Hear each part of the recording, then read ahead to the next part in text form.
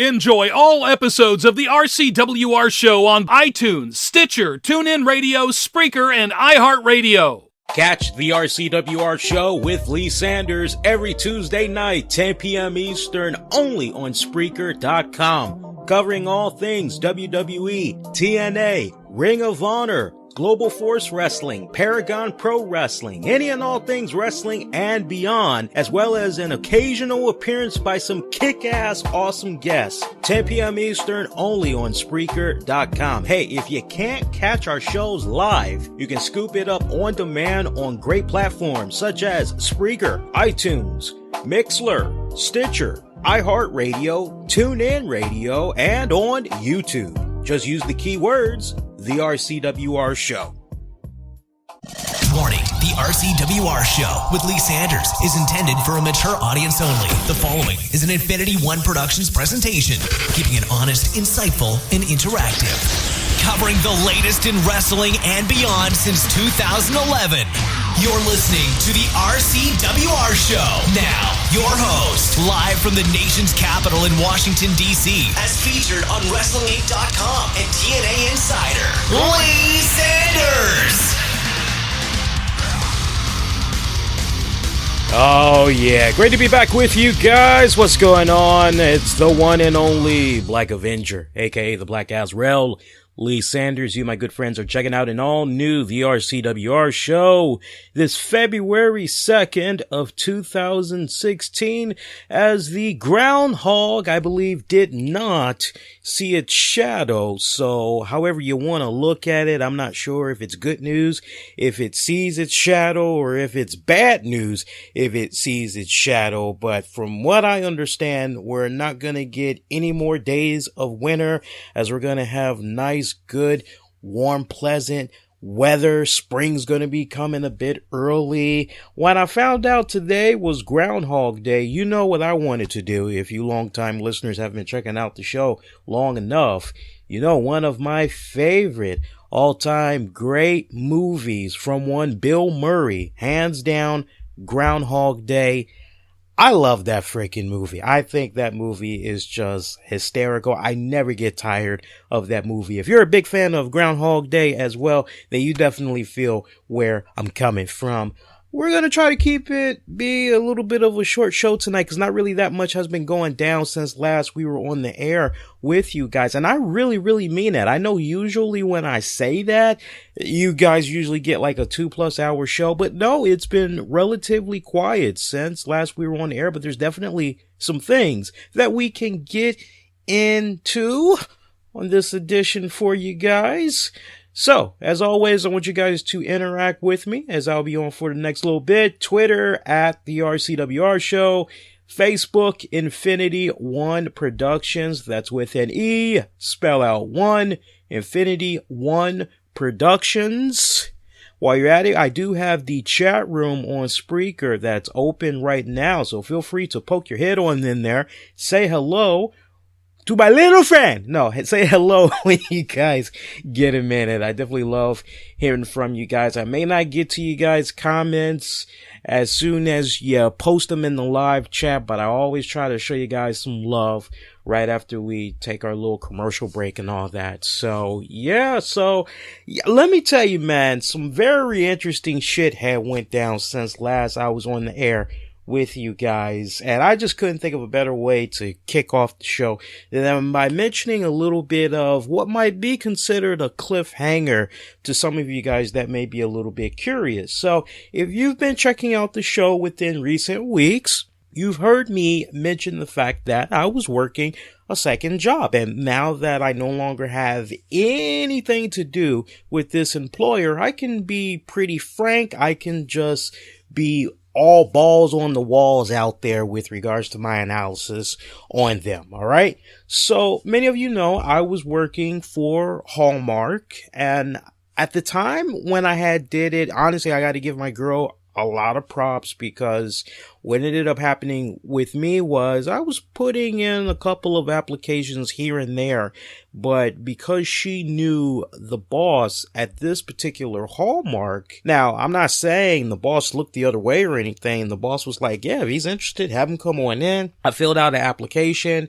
They made me take this silly test where like at least 8 times they kept bringing up weed. I'm like, what is up with the obsession on weed? No matter how they were rephrasing it, they just kept talking about weed. I'm like, God, I said no already. Why the hell do I have to keep saying this over and over and over? What, do you hope that maybe on the 8th time I'll say yes and you go, aha, we knew you smoked weed? You know, it's like, I don't even smoke weed. So it's like, once I check off no, that should be it, right? But hey, I digress.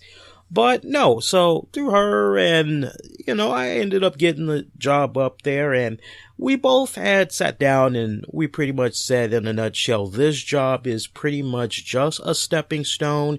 Just treat this as a way to try to generate extra income so that it can have a nice domino effect, taking care of our mortgage, all that good stuff. I'm not going to bore you with all the details, but, you know, cushion money, right? Nothing wrong with a little bit of extra cushion money, even for those of you out there that might be having a really bomb salary. You might have a 5-figure, 6-figure salary. There's nothing wrong with making a little bit of extra money. Can I get an amen on that one? Or can I get a hell yeah? Right? So that's how I treated it, but I was noticing just a lot of inconsistencies with the way the employees were treating one another. I noticed situations where like this one manager that I would work with on the weekends, she in particular was one of those type of people that made you feel like you were a dumbass. Now, I know for you guys that's out there, because I see the age demographics of our audience, a lot of you guys, you're up there in your early 50s, all right? So I know there's a lot of you all that's out there that feel me when I say you want to be spoken to as an adult. You want to be spoken to with dignity. You want to be spoken to with respect. Just because there's something in particular that you do not know, or maybe you are not performing your job actions as it needs to be, is not enough ground to put you in a situation where you feel belittled. Am I right about that? I think many of us don't want that type of feeling at work. But this particular manager, every single time I turn around, always over my shoulder, arms being folded and just making me nervous. Like, what the hell is going on right here? When I was doing something that was a little bit incorrect in her mind, rather than wait for the customers to leave, she was correcting me right there on the spot, made what I thought was a scene out of it, quite honestly, as I had many customers look at me kind of like, you poor guy, what the fuck, man? You know, like, have a cow, lady, go sit down somewhere, being a little bit too uptight, you know? That's how a lot of these customers were coming off. And, you know, you combine that with the fact that anytime I did have a question, I was encouraged to speak my piece. I was made to feel by this particular manager that, okay, great, she's been here 16, 20 something years, so she knows everything. She's coming at me, kind of talking down to me like I'm mentally challenged or whatever. It was kind of like, yeah, this ain't happening. So I noticed after a couple of weeks what was going down, and I told my girl, I said, you know what? I got to plan my exit. I hooked up with these guys, I want to say late September. And I basically say, you know what? I'm going to stick with these guys until Christmas is over and done with. Try to take it to February. Soon as February 1st, I'm ghost. That's it. Pow, poof, be gone, bitch. I'm gone. So, long story short, this is where it gets really interesting. Many of you guys are probably aware from, I think not last week's show, but the show before, how I had mentioned I put in a 2-week notice. And when it's all said and done, look, I've had my day job now for, I believe, 5 years this May. Longest I've ever been with the same employer. I usually get bored after about a year and a half. I'm ready to move on. But I tell you, I've been with these guys for so long. Everybody treats each other with respect, great dignity. We all love working with each other. It is such a diverse cast of folks that I work with. We have Black, we have Hispanic, we have Asian, we have Puerto Rican. I mentioned Caucasian already, didn't I? We have gays, we have lesbians, we have transgenders. Everybody is just working together in unison. It is just like one big awesome family. It almost kind of feels like sometimes like it's the original SNL cast from the 70s, if you know your SNL cast that well, and you just had like a couple of some of the greats from the 90s, like maybe your Norm Macdonald's or your Dennis Millers, your Adam Sandlers, your David Spades, your Chris Farleys, your Phil Hartmans. Just add a couple of those guys to that 70s cast, and it's like you got yourself a dream team where I work, basically. It's a great entourage, let me tell you. So I like what's going on. I'm like, you know what? I don't need this. In a better position financially. Don't need this Hallmark crappy job. I'm just going to go on ahead. I'm going to put in my 2-week notice. So I typed it up, showed it to Tabby. She was like, yeah, that looks awesome. That's the way to do it. I'm like, all right, awesome. So I put in there on the letter of resignation that basically I would be with them until January 31st. My last day of employment with them would be on January 31st. And I said, hey, look, anything I could do to help you guys, make it an easy transition, all that good stuff, more than happy to help. Just let me know, because I'm here to do what I can for you guys for the next little bit. So I turned that in like the night when my shift ended, knowing that my boss was going to see it when she came in first thing Monday morning. I say to Tabby, well, you know, I'm probably going to get a call or something like that, right? She said, nah, don't really expect a call for turning in a letter of resignation. I really wouldn't expect a call. If you do get a call, that's great, but I really wouldn't expect a call. I'm like, oh, okay, all right. And then as you all know, we had the snowstorm that had went down. I'm thinking, okay, so surely there's going to be a phone call letting us know whether or not there's going to be work, or basically, hey, look, since we work inside of a mall, at this point, it's a good idea to just go on the mall's website. Of course, if they say they're closed, then there's not going to be any work, and we'll just figure out what's going to happen with next week. I didn't get any type of call, didn't get an email, didn't get a text message, nothing. I'm like, all right, whatever. So that week goes by, and I'm saying to myself, well, you know, I got the 31st. That's going to be my last time coming in, and then after that, I am on to bigger and better things. So check this out. This past Friday, my girl comes home and she goes, well, baby, you don't have to worry about going to Hallmark this weekend. I said, well, what's going on? Well, apparently they were done with your position for a good minute now. I'm like, huh? Well, wait a minute. What exactly are you talking about? So she tells me how she goes into this place and she starts talking with the manager.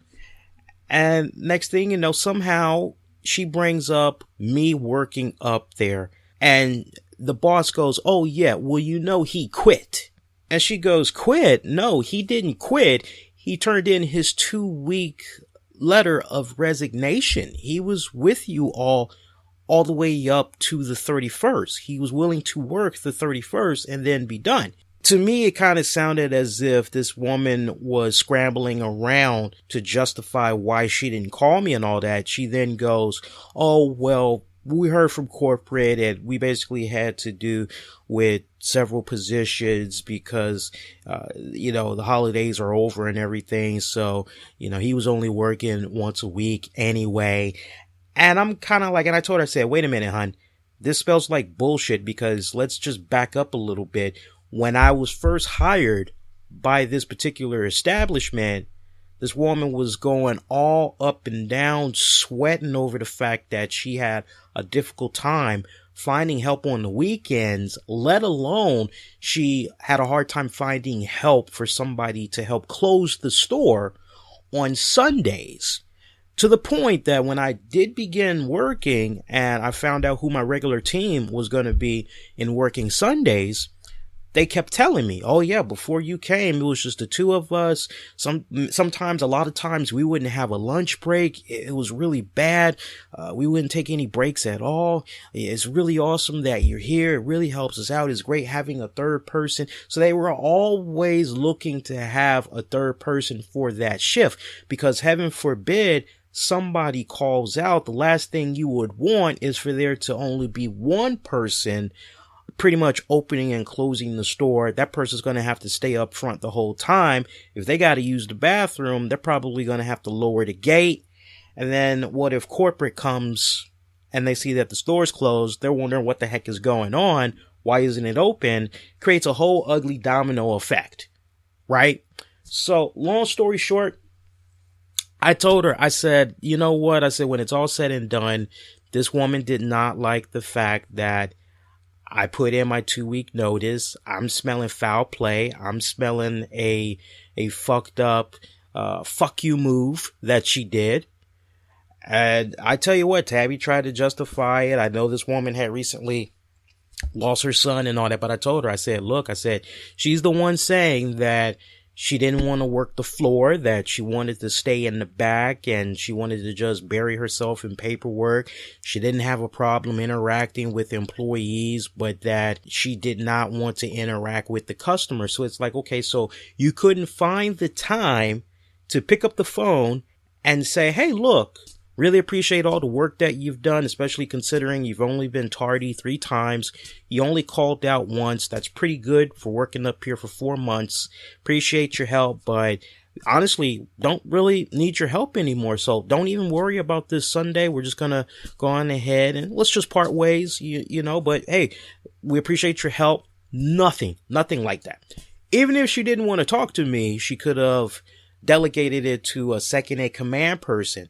This has happened to me many times before with this particular employer, where I've gotten a call and it's, yeah, we know we had you on the schedule for today, but you don't have to come in. We're fine. We got enough people, blah this, blah that. Now, I don't know about you guys, so I'd love to hear from you all on social media, but I've never heard of a situation like this where you put in your 2-week notice and the employer does not bother to pick up the phone and say, well, hey, guess what? You know what? We're actually okay. So you don't have to worry about those last 2 weeks. You just go ahead. You do what you got to do. We'll be more than okay. But hey, you know, we appreciate your help. Yes, you can definitely put this job down on your resume. You'll definitely get a recommendation from us. Don't even worry about that. You don't have to trip. And the way this ended, it ended on such a cliffhanger that I don't know what in the blue hell is going on as far as, okay, do I get credit for those months that I spent working up at this place? In either case, I was ready to file a major complaint, get in contact with corporate, but my girl was like, no, you know, I still have to work with this person. She does a little bit of Mary Kay consulting, so she, you know, unfortunately is tied to this person with regards to them also trying to become a Mary Kay consultant and all that. So it would definitely create a conflict of interest. Don't need there to be heated personalities, if you will, and all that. No, don't need to be any friction and all that. So I'm like, okay, I'll bite my tongue, but you got to do me a solid. You got to talk to this person and let them know that the way that they conducted themselves was very, very unprofessional. So I talked about it with my girl. She really had a hard time saying, you know what? Yeah, when you add it up, yeah, you did get done wrong. I talked to my boss about it at, my day job, because me and her are like the best of friends. And she was like, yeah, I'd love to hear from you guys. If you've been in a situation like that before, I'd love to hear your story. And if you don't mind, maybe we can share it on the next edition of the RCWR show. But I just thought that was just something very interesting to share with you guys, because I know I came on here last week and I said to you guys, if you're thinking about leaving an employer that you just aren't feeling, try to do it on a good note. And I was just shocked at the level of unprofessionalism when I found all this out. I was like, what the fuck? But on a good note, at least I'm done with those guys and I get to enjoy me some bomb ass Super Bowl Sunday coming up. I know many of you guys are looking forward to the Super Bowl. One of my favorite parts of the Super Bowl, of course, is the commercials. I'm looking forward to it. Surprisingly, there is not going to be any Batman versus Superman Dawn of Justice promos. There's not going to be any spots during the Super Bowl.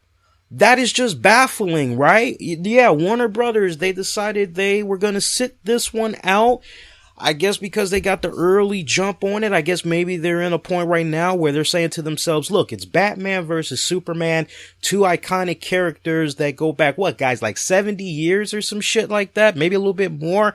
I guess they're saying the people are going to come, and they're going to come in droves. They're going to come see this movie. We don't need to worry about no Super Bowl spot. I guess they're pretty freaking confident. Hey, when you got the swagger, you got it like that. Hey, honestly, for a couple of, if the price is right, for a couple of dollars, I'll take whatever spots I can get for a Super Bowl ad. You know, if you do your research, you know how much those ad spots cost just for like 30 seconds. I think the minimum you're looking at is probably like $100K. Might be a little bit higher than that. The numbers have just continued to go up and up and up over the years. In case you're wondering who I'm going with for the Super Bowl, I gotta say it once again. I was telling all my coworkers this.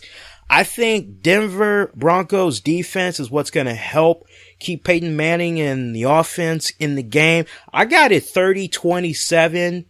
I got Broncos winning. I'm telling you, that's just what I got. It's very rare I bet, and when I usually bet, I'm on point.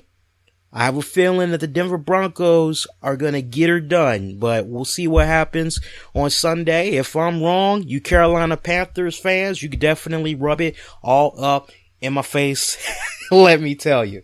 All right. So on that note, I want to open up the show, and I want to just, not to begin the show or the sad note, because it's actually not anything sad, especially given the fact that I've led to the impression with early detection. Was he able to discover this? And he's going to be having surgery done, I believe, tomorrow or Thursday, definitely this week. I definitely want to send a speedy recovery to one of the most dynamic, most significant wrestlers, one of the best wrestlers of his generation. I grew up on this man. I loved all of his matches. He was just, every time I watched him in the ring, I never got tired of the man. He never put on a boring match. From when I was a teenager watching him, and man, I just wanted to be him so bad. I love the way he came out in his leather jackets with the pink shades on, and he was giving the shades to the little kids and all that. He just seemed like a badass dude, man. I'm talking about, of course, Bret Hart. He had got diagnosed with prostate cancer a while back, and I'm kind of led to the impression that Mr. Hart has known about this for quite some time. Just with the lengthy message that he posted about the situation, I believe on his Facebook page is where he posted it initially, but he finally broke silence, revealed that he had it, and as you would imagine, there's been nothing but outpouring support for him. Everybody wants him to do what he can to beat this and, kick its ass. I'm really led to the impression that he got diagnosed with this early, and I tell you what, he's not going to be the same. He is not going to be the same because, of course, after he gets the surgery, he's probably going to have to do some type of form of chemotherapy, and I would think that he's probably going to drastically look different. All that hair that he has right now, the Canadians, I tell you what, man, the Canadians, they have some really good hair. It's very rare you will see a Canadian bald pretty early. Most Canadians, from what I've seen, they got some damn good looking hair. I don't know if you guys have really noticed that, but he's got a long road of recovery ahead of him. And honestly, I just can't help but think about just the crappy bad luck that this man has had. I mean, you think about when his brother Owen Hart had passed away, and you're like, oh man. And at the time that all this had went down, he was over in WCW. Of course, you can't also help but think about what led to him going over to WCW was with the infamous Montreal screw job, and just the way that he felt betrayed and all that by the WWE. He wasn't going to go out the way he wanted to go out.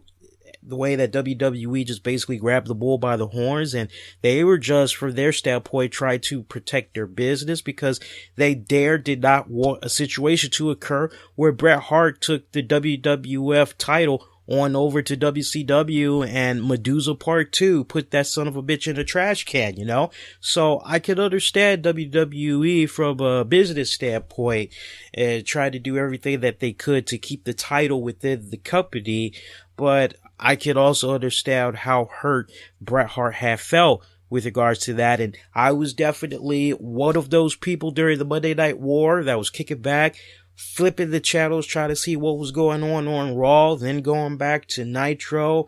Then one week I'm like, okay, I'm just going to record Raw. I'm going to watch all of Nitro. And then the next week I would alternate, right? I'd flip the script instead. So Bret Hart just looked freaking miserable over there when he was at WCW. It just seems so odd watching him over there with that roster. And I think it was because when it was all said and done, it just kind of seemed like a step down, if you will. I mean, by the time Bret Hart got to the WCW, there was no fire. There was no passion. You could tell Bret just seemed really heartbroken when he was in the WCW. And yeah, he might have did what needed to be done. Okay, we need you to go out and we need you to have this segment with this person. We need you to go out and have this match with this person. But he did what needed to be done, but you didn't feel that signature aura of the Hitman. Best there was, best there is, best there ever will be. You didn't feel all that with him in WCW, and the quality for itself shows. Any true Bret Hart fan will tell you that. Just weird watching him. You know, it's almost like if I were to make a comparison, it would almost be like watching Michael Jordan go from playing from the Bulls during all those years, and while he was still at the pivotal of his career, bringing in the big numbers and all that, all of a sudden he's in a Boston Celtics jersey. Now, for you Boston fans out there, you might be like, shit, that'd be fucking awesome. But no, it would just be so freaking, because it just seemed like perfect harmony, just how peanut butter goes perfect with jelly, or macaroni and cheese is awesome with fried chicken, or spaghetti and meatballs, or spaghetti and Italian sausage just works so freaking well together. And then it's like, I'm gonna have spaghetti with peanut butter. Yeah, it just, you're like, maybe in some households that works. True story. I remember I went down south to West Virginia many, many years back, and I had stayed at this cabin. It was me and some other friends. We were guests for some person. I can't remember. It's so long ago. Forgive me. But I remember the person made dinner. And they were like, so what's for dinner? What are we having for dinner? What are you making for dinner? And this African guy, I can't think of his name right now, but he was like, oh, you are gonna love what I have for you. It is delicious. You're going to love it. I promise you. And so, we kept asking him, what is it? What is it? And he's like, you'll find out soon. So a couple of hours go past, we're fishing at the creek and all that, and we come on back and it's time for dinner. So we sit down and my man gives us, I'll never forget this because this was like almost, God, it was almost 25 years ago. It feels like almost, but we sat down. I see glasses of water. This guy gives us smothered chicken, rice, and peanut butter gravy. So peanut butter gravy was all covered on the chicken. The chicken was smothered in peanut butter. And we have white rice, we have green beans, and for the gravy, it's peanut butter sauce. And I'm thinking to myself, what the fuck is this shit? I'm like, this ain't real fucking food. I'm thinking, what the? And so me and the other kids were looking and we're like, and so, we're all, and he's like, hey, how you all like it? It's very good, huh? It's very delicious, yes? And we're like, and we're just all looking at each other trying to figure out, like, how are we going to get out of this situation? And I want to say, I remember there was a pet dog. It was a rather big dog. And the timing of the dog was awesome because the dog actually took a liking to me. So I was able to lure him while the guy that cooked the dinner and the other person that was the house guest, they went off and did something. I can't remember what, but I remember there was like me and 3 other guys. We all just took turns giving the dog our chicken, our rice. After a while, even the dog just kind of said, look, man, look. Even I gotta have something fucking tasty. This shit's just too much for me. Even the dog, after a few bites, was kind of like, motherfuckers, y'all on your own. I remember we quietly took turns tossing the dinner in the trash can. And we like took papers and all kinds of other stuff and we basically like put it over. And, we made sure we didn't throw everything away to make the plates look clean because we have to leave bones. Now look, I'm not insulting Africans, but I hear some Africans actually like to eat the chicken bones. Okay? You guys think I'm crazy. No, Africans, see my girl say, it's true. Okay? Some Hispanics as well, but I bet you if you put, for every 10 Africans you put side by side with Mexicans, I bet you're only gonna have like probably 2 Mexicans that might eat the bones. I think the rest of the Mexicans, they're gonna be like, hey Holmes, what the fuck, man? They're gonna kind of be like that, alright? But I remember when it was all said and done, when they all went to sleep, we all were still hungry and we actually raided the pantry. They had the good food in the pantries the whole time. They had chocolate chip cookies. Take your pick as far as chips go. This was before all the baked chip shit started coming out. When you had all the good shit. Fuck the 35% less sodium. All that other, it's just nice, greasy, fat chips. Clog your arteries. It's all good. Those kind of chips. Ginger ale soda. Like, the fuck are you giving us water for? I digress. But how did I get started on that topic? I have the slightest fucking clue. But, Bret Hart, WCW. Yeah. How the hell did we get on food though? What was the how things like works well with one another and how it doesn't. So, seeing Bret Hart in WCW, it's kind of like peanut butter gravy on white rice. I'm sorry. That's not good. All right. That's disgusting. But you think about what was going on with Bret Hart when he was in WCW, not to mention the unfortunate match that he had, which pretty much ended his career, where he had got that strong kick. Talk about botch move, one of the biggest botches of all time, his match with Goldberg. Still pretty heartbreaking for me to watch in its entirety to this day. I've only watched that match like once. And like after I like found out like what became of Bret Hart, cause he shortly had a heart attack after that. I'll never forget that cause I remember hearing how he was riding his motorcycle and the next thing you know, he had got a heart attack right there.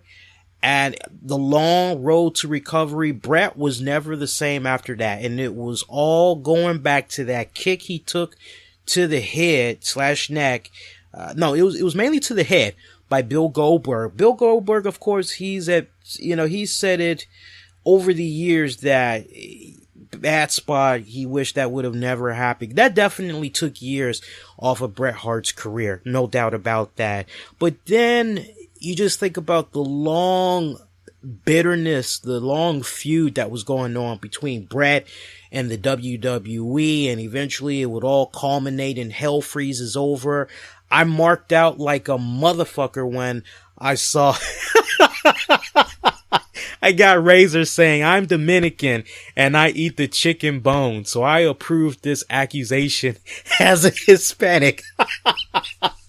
All right, Razor. All right, sure enough. But you know, it was weird because, no, it was awesome. It was awesome seeing Bret Hart come back to the WWE, and he was able to mend fences with Vince McMahon.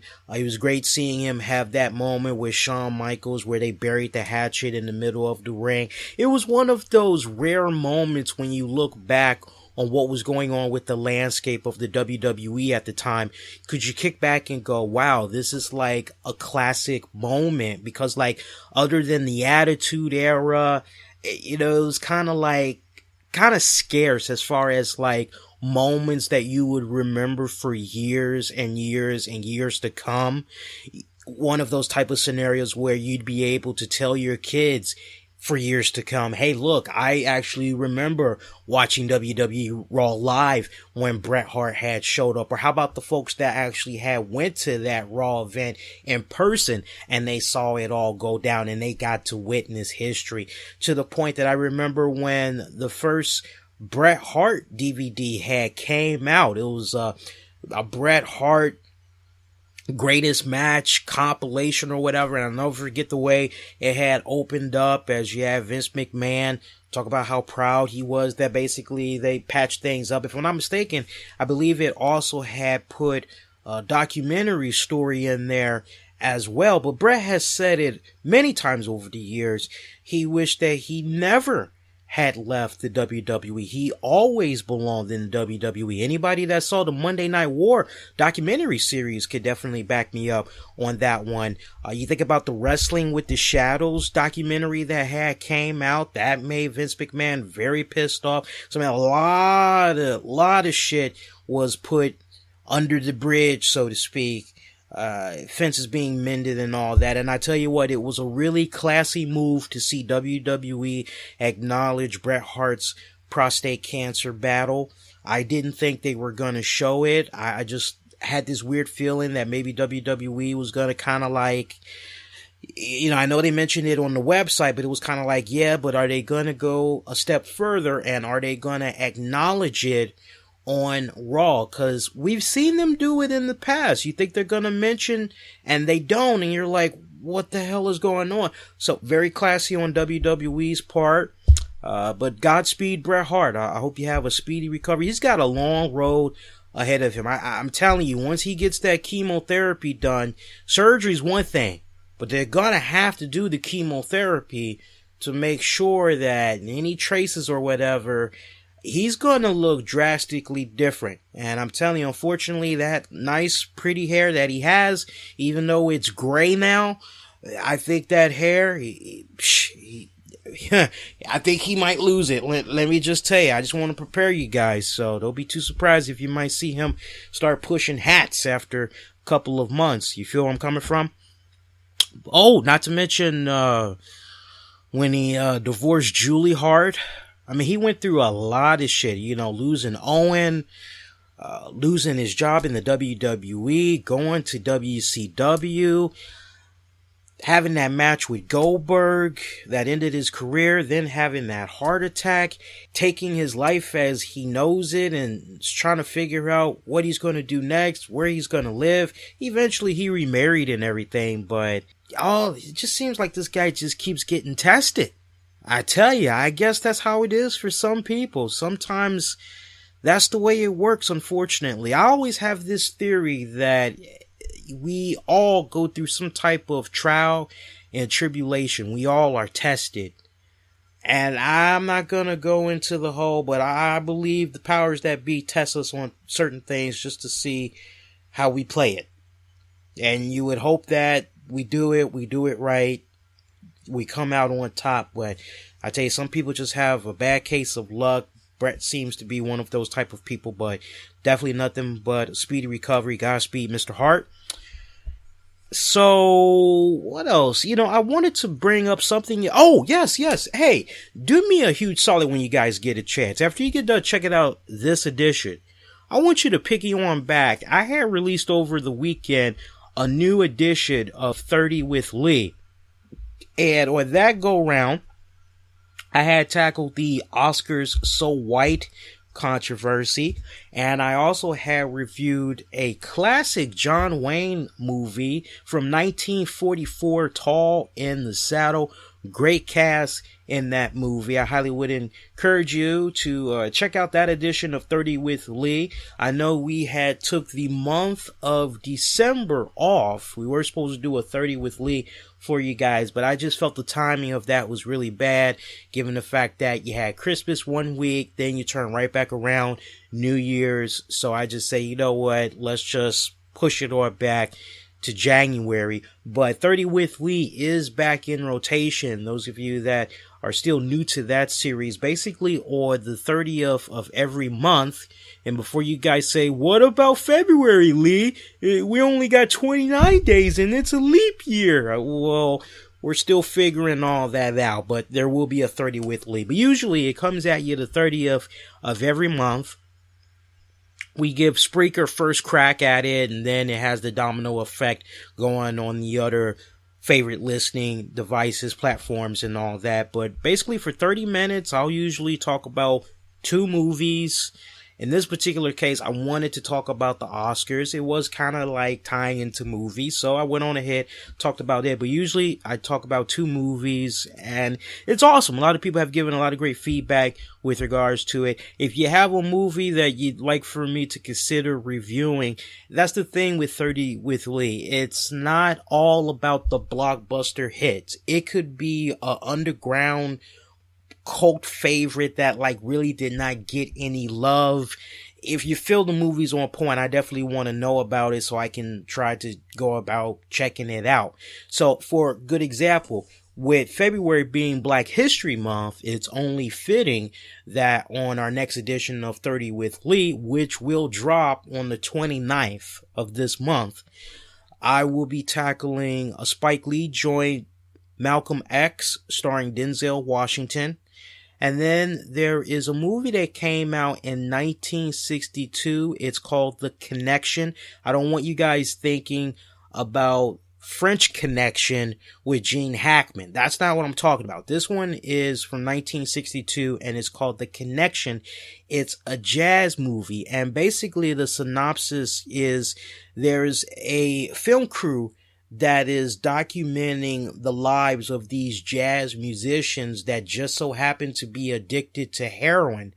And they're following these jazz musicians that are pretty like low ground. They like play little clubs, little bars here and there. They're actually really, really freaking good. They're like Duke Ellington, Miles Davis good.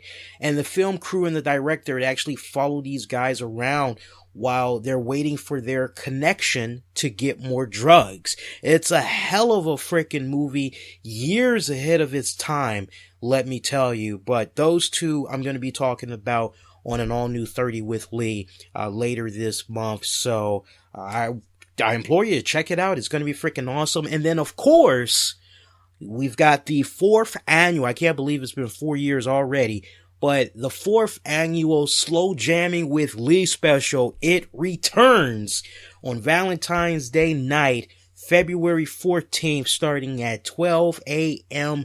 Eastern. That's 12 a.m. Eastern on the East Coast, of course. I'll be kicking back. I'll be playing some of the best slow jams. If you have a dedication for your cutie, particular song you want to hear, I want to hear from you guys. Now, if you're following me on Facebook, I did create an event page for it on our main Facebook page. So go have a look at that. And you can also send your dedications, song recommendations on there. You can also tweet me your dedications, song requests at the RCWR show. You can even Gmail me your info. That's infinity1productions@gmail.com. Put the E in there, actual number 1, infinity1productions@gmail.com. It's going to be a great event. I never play the same song twice on these specials, not unless it's our signature special closer. I think if you've been listening to the Slow Jamming with Lee specials long enough, you know which song I usually wrap up our slow jamming with. I'll give you a hint, Anita Baker. Okay, but I think if you've been listening long enough, you know how we usually close it out. But that's going to be awesome. I can't wait. I'm thinking we're probably going to do like a 3-hour event. Now, of course, if you can't check that thing out live, it's going to be on demand all day Valentine's Day. So, I mean, when you wake up Valentine's Day morning, Slow Jam is already going to be in the books. It's going to be available for your respected device. So, but if you could check it out live, I definitely would love for you to keep me company and enjoy some of these great tunes we'll be doing for you guys. So on that note, let's talk a little bit about wrestling for the next little bit. For those of you that might be a little bit curious, I did not get the opportunity to check out the season premiere of Lucha Underground, and I'm going to tell you the very reason why. It has nothing to do with what fucking Jim Cornette said, by the way. I'll get into that in a little bit. But something that I have Sling TV now, and I kept hearing all these things about it, and for me at this point, if I want to check out the English version of Lucha Underground, Sling TV is my best bet. So I say, well, you know what, let me go on ahead, let me hit up Sling TV, let me see if I can try a trial version of this. And sure enough, they had a trial version available, I believe a 7-day trial. So I said, okay, well, let me see how this works out. Now, the way Sling TV works, they go behind the whole ad campaign of Take TV Back. And for $20 a month, you get to access just a small list of networks: Food Network, TNT, AMC, HGN, the Travel Channel, El Rey Network. I can't think of what else is on there. But then you have for like $5 more. So on top of the $20 you're paying, for $5 more, you can access HBO. You can access more ESPN channels, all that good stuff. So I said, okay, well, let me check this out because I want to check out the El Rey Network. I want to watch Lucha Underground. $20, it's worth it. So I see that the season premiere of Lucha Underground, when it was going to come on, I also saw that they showed a replay of the 2-hour finale from last season. So I said, oh, okay. And then I see that they have this on-demand feature. Oh, so I can basically watch anytime I want. All right, cool. So tonight I was going to binge on Lucha Underground. And unfortunately, like after a couple of days, you can only go backwards, but for so long. See, what Sling TV really should be saying is, we have on demand, but not the way that you normally would go about on demand. For example, you miss X-Files on Fox, depending on your cable provider, you could probably pull up your on demand feature and you can go to Fox, watch Fox on demand, check out episodes of the X-Files that way. The way Sling TV works, it's basically, okay, if you missed a show, like let's say Lucha Underground was on right now and you missed it. If you get home from work or school tomorrow, you can still like scroll back to see what had came on earlier in the day, right on up until a certain point. And if you're lucky, you'll be able to watch Lucha Underground that way. So I was under the impression all this time I was going to be able to just scroll on back, but it looks like it had cut off around Sunday. This past Sunday. So it was like, oh, I can't watch Lucha Underground now. So I'm trying out the Sling TV and see how I enjoy that. If you guys have already been checking out Sling TV, I'd love to hear from you guys. Any constructive criticism, your experiences with Sling TV. I accessed it on the Xbox One and I was quite puzzled at the fact that for that respective platform, it has 2 stars out of 5.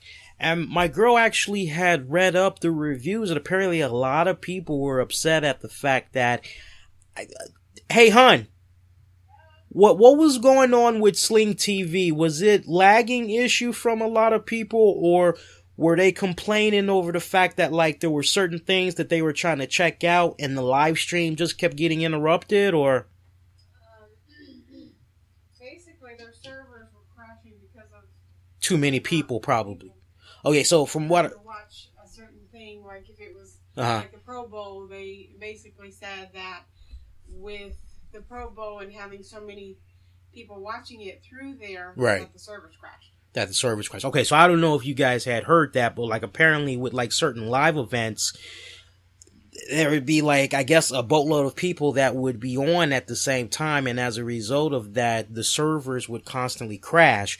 Yeah, now that I think about it, I remember there was like a couple of comments of people that were trying to check out the Pro Bowl over the weekend. Yes, you actually had some people that gave a damn about the Pro Bowl. I tried to watch the Pro Bowl. I was bored as fuck. I said, you know what? This ain't fitting my shoe. I went on ahead and I actually did laundry. I did some constructive stuff around the house.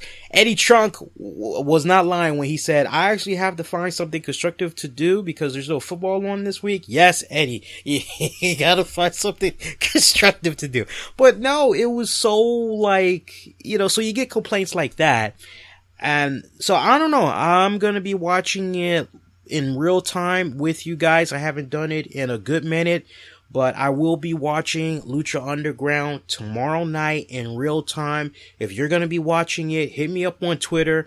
I usually interact with folks Monday nights during Raw, but I want to try to see if I can get this into regular rotation of checking out Lucha Underground with you all. But for those of you that have Sling TV, I'd like to know how you're accessing it and all that. I'd like to know about your personal experiences with it, and maybe depending on the volume of comments we get, maybe we can kind of follow up on that and, kind of give you guys a little bit of details on what the general consensus is of those that have Sling TV, because I know there's a decent amount of you guys, including yours truly, paying, and I just got done talking my cable bill down. I was paying, because I'm with Verizon Fios, I was paying, God, maybe $275 a month for a triple bundle. I was paying for a phone line that I did not use. I was paying for the internet and my cable satellite package, a couple of DVRs, on-demand feature, all that, DVR space, all that stuff. I was paying like about almost $275 a month. And I just got it talked down to, I think, $158. I ended up dropping the phone line. We did a little bit of tweaking with the cable package. So I'm glad we got it talked out, because I tell you, 158 is a lot better than almost 275. Let me tell you. But still, $150 something to be going. I remember a time growing up as a kid, you could have all the fucking channels you want and all that, and all you had to pay was about $75 a month.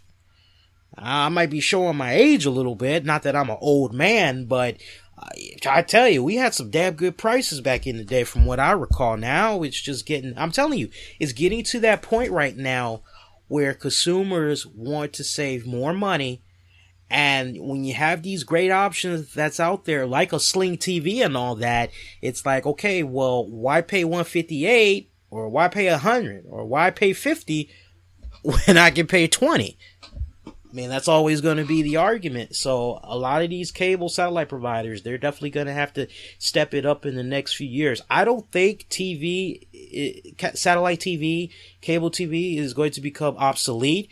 But I do feel in my heart of hearts that we will get to that point where cable satellite providers are going to look at these Sling TVs and other companies that's out there that's offering channels for dirt cheap and go, well, we got to do something to compete with these guys. Watch, in the next, I would say 5 years, don't be too surprised if you see a lot of them start doing this whole no contract, get out of it anytime you want. But I think there's probably going to be like a fine print in there, like basically you've got to at least be with them for 6 months before you can roll out or whatever. But I do think we're going to get to that point where they will cut their prices dramatically in half to try to compete with those platforms that's out there. You feel where I'm coming from? But I did not get a chance to check out Lucha Underground. I will be watching tomorrow night for sure. One person that definitely will not be checking out Lucha Underground, probably not any freaking time soon, is one Jim Cornette. Nice smooth transition right there, yeah? So, Jim Cornette, he recently was interviewed. Cornette was asked if he watched any of the Lucha Underground episodes, and his direct quote, gotta read it in its entirety, is short and sweet. No, I haven't, and I'll tell you why. Because it's another wrestling promotion with a network putting a lot of money into a wrestling company with a writer instead of a booker. I mean, God freaking damn, Jesus fucking Christ, Latter-day Saints. So the shit in the ring may be good, but it doesn't interest me because I'm only interested that has bookers instead of writers. I'm only interested in wrestling that has bookers instead of writers, goddammit. And here you go again. It's Turner Broadcasting if they all spoke Spanish. Instead of hot dogs and the cafeteria, it's hot dogs and burritos. The only about difference in a wrestling company, in my opinion, being owned by a television broadcast company employing a bunch of writers. So, I mean, yeah. So Jim Cornette said that. I think Jim Cornette went out there a little bit further and he called Lucha Underground, I think, a hot, steamy piece of shit or something like that. So, look. And now, look. Jim Cornette did say one thing about Lucha Underground. He did say that the production aspects of it and everything, it's on point. He thoroughly enjoys it. He said it comes off like a movie, that the way they shoot it and all that. And I'll definitely give him that. But here's where I kind of have a little bit of a bone to pick with Cornette. I see him always moaning and groaning about the WWE, and I don't really know if that's because him and the WWE, they can't mend fences to the point that they could do good business with one another, because Lord knows it would be awesome to see Jim Cornette in on some nice roundtable discussions. I'd love to see him on an episode of Legends with JBL, which, by the way, I'll talk about later on in the show. He had a slam dunk interview with Ron Simmons. Oh, great stuff right there. Or see Jim Cornette part of a DVD, maybe talking about Mid-South Wrestling or good old days of the AWA. Could Jim Cornette get his own DVD? It's possible, maybe. Or maybe if you include him in like a manager special where like all the best managers get together and they talk about managers that like influenced them in their careers over the years or whatever. I don't know. But nothing seems to be happening with regards to Jim Cornette and the WWE patching things up. More so Jim Cornette, because Jim Cornette seems like the bitter girlfriend that is upset at the fact that she got dumped for a better looking girl, right? And he just can't let it go. That's really how he comes off, right? So I understand his criticism about the WWE product, and granted, it's nowhere near what it used to be. Attitude Era or before that, okay? So I can definitely understand him continuing to throw WWE under the bus, but I would think that at this point in his life, Jim Cornette would be like, well, look, I don't exactly agree with all the things that Lucha Underground is doing, but I will say this: they are creating a buzz. They have their own respective fan base, and the way that they seem to be going about business, they seem to be going about it the right way. But who wouldn't have fucking concern over Lucha Underground? And just by looking at the way these episodes are shot, yeah, it's coming off like a movie you're watching. It's gritty. It's dark. I fucking like it. It's awesome. But it does have that cinematic type of feel to it, to the point, you know, they're using some pretty special high lenses, cameras, all that good shit. You know, it's costing them some money. I forgot the figures for last season, but I want to say that each episode of Lucha Underground in the first season had cost about somewhere between 2 to 4 million an episode. So I would imagine that the budget for this go round, they probably had to do their best to maybe try to cut it in half, or at least make the attempt to cut it in half, possibly more. But look, let me tell you something. Cause I see some people, they want to try to be cute and they want to go, what is this Lucha Underground? Tell me what you like about Lucha Underground in a few sentences, cause I just don't understand. I don't even watch it. Well, dipshit. First off, you just shot yourself in the foot right there. You just said you don't watch Lucha Underground. So how are you gonna understand something if you're not even watching it? Explain that. I just want to understand the logic in that. How do you not understand something if you're not even watching it? Of course you're not going to understand it because you're not putting in the 2 cents to watch it. Now, I'm not going to mention the name of the person that put that out there, but when this person had made that comment via their Facebook page, I was like, are you serious? You are supposed to eat, sleep, breathe, shit wrestling 24/7. This guy meets a lot of wrestling celebrities, entertainment celebrities, all that. He makes it his business to interact with these people, to the point he does DVDs with a lot of these people. If I put any more hints out there, you guys are going to know who I'm talking about. And I don't want somebody that feels all but hurt to be running back to this person and say, Lee Sanders said this about you. I'm not trying to cause drama and all that. But I think if you put 2 and 2 together, you kind of know who I'm talking about. Don't hit me up on Twitter or send me a private message and go, Lee, are you talking about? Because I'm not going to even answer that. I'm not. But let me tell you what I like about Lucha Underground. For those of you that's like, what is this Lucha Underground? Talk me into it, Lee. Why should I check this out? Let me tell you something about Lucha Underground. Lucha Underground is a show that just so happens to cover the genre of professional wrestling. And I can't stress that enough, because you see what's going on with TNA, you see what's going on with WWE, you see what's going on with Ring of Honor. You see what's going on with New Japan Pro Wrestling.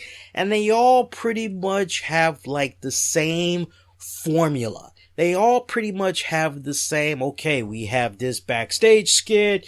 We have this talking segment right here. We have these matches. Okay, you're going to do your thing when you look at the hard camera, which is going to be right here. They all pretty much have the same type of format, right? You go to Lucha Underground, they just look at that, and the best analogy I can give, they take all of those elements and they put it in a box. They shake that son of a bitch up, and then they throw some random shit in there that you wouldn't even expect for them to do, but they go there and they do it in such a cool kick-ass way. It makes it has its own identity as a result. Anybody that grew up on Mortal Kombat, Killer Instinct, Street Fighter, anybody that grew up on any of those shows, video games and all that, those elements you can find in Lucha Underground. I used to know the name of the show, but there was a fighting show that has starred Bruce Lee's daughter. And on this show, these competitors, they were fighting in matches and all that, and they were trying to win this Covenant star, or this martial arts star, or something like that. You know what? That's gonna bother me now. I've got to look it up now. Bruce Lee's daughter. Let's see. Bruce Lee's daughter. I think her name's Shannon Lee, ain't it? Yeah, Shannon Lee. Let's see. Let me pull her up right quick. Cause see, if I mention the show, you guys are gonna be like, "Oh yeah, that show." I've brought up this show before. Let me fast forward a little bit. TV. WMAC Masters. That was the name of this show. So WMAC Masters, basically this show had featured real martial artists from what I can remember now. And they basically were competing against one another for this prize. It was like a ninja star, a dragon star, some shit like that. But it basically cemented them as like the best martial artists in the world or whatever. Okay. So it was almost kind of borrowing elements from Enter the Dragon, if you will, almost. Bruce Lee's last flick. So it's got all of these elements in it. And then you throw in like the whole sci-fi approach, and then the fact that they're killing motherfuckers on the series. They're doing this supernatural shit. All that pretty much sums up Lucha Underground, and just the way that they're able to do it, it just makes it so cool. And then combine that with the in-ring action that you are able to get. I love the fact that we get these women that are not put in the cliche, oh, it's time for our knockouts match. It's time for our divas match. It's time for our women of honor. No. You've got these women that are going out on Lucha Underground more than once. They are fighting men. They are actually wrestling men. They are treated like equals down there. Okay? They are involved in some crazy shit. You got men they not giving a crap. They're doing their finish. They are going all balls out on these women. Okay? You got great riveting stories, to the point that the way the stories open up, if you have an open mind, you're reeled in from the moment that the show comes on, to the point that when the show ends, it ends on such a great cliffhanger that you're going, oh man, I gotta check out what's gonna happen next week. And I am a sucker for writing. I've always been a sucker for writing. I've always believed in strong opener to reel you in, to keep you so that you see what's going to happen leading up to the second story arc. And then once you get to the second story arc, you go, damn, wow, well, I'm definitely sticking around because now I have even more questions. What's going to happen next? Then when you get to the third act, it's never, well, I'm complete, I'm full, no reason to watch next week. No, it ends on such a note where you go, damn, I gotta check out next week. What the fuck? And Lucha Underground, the way they are structured, it's not like TNA, WWE, Ring of Honor. What are we gonna do next week?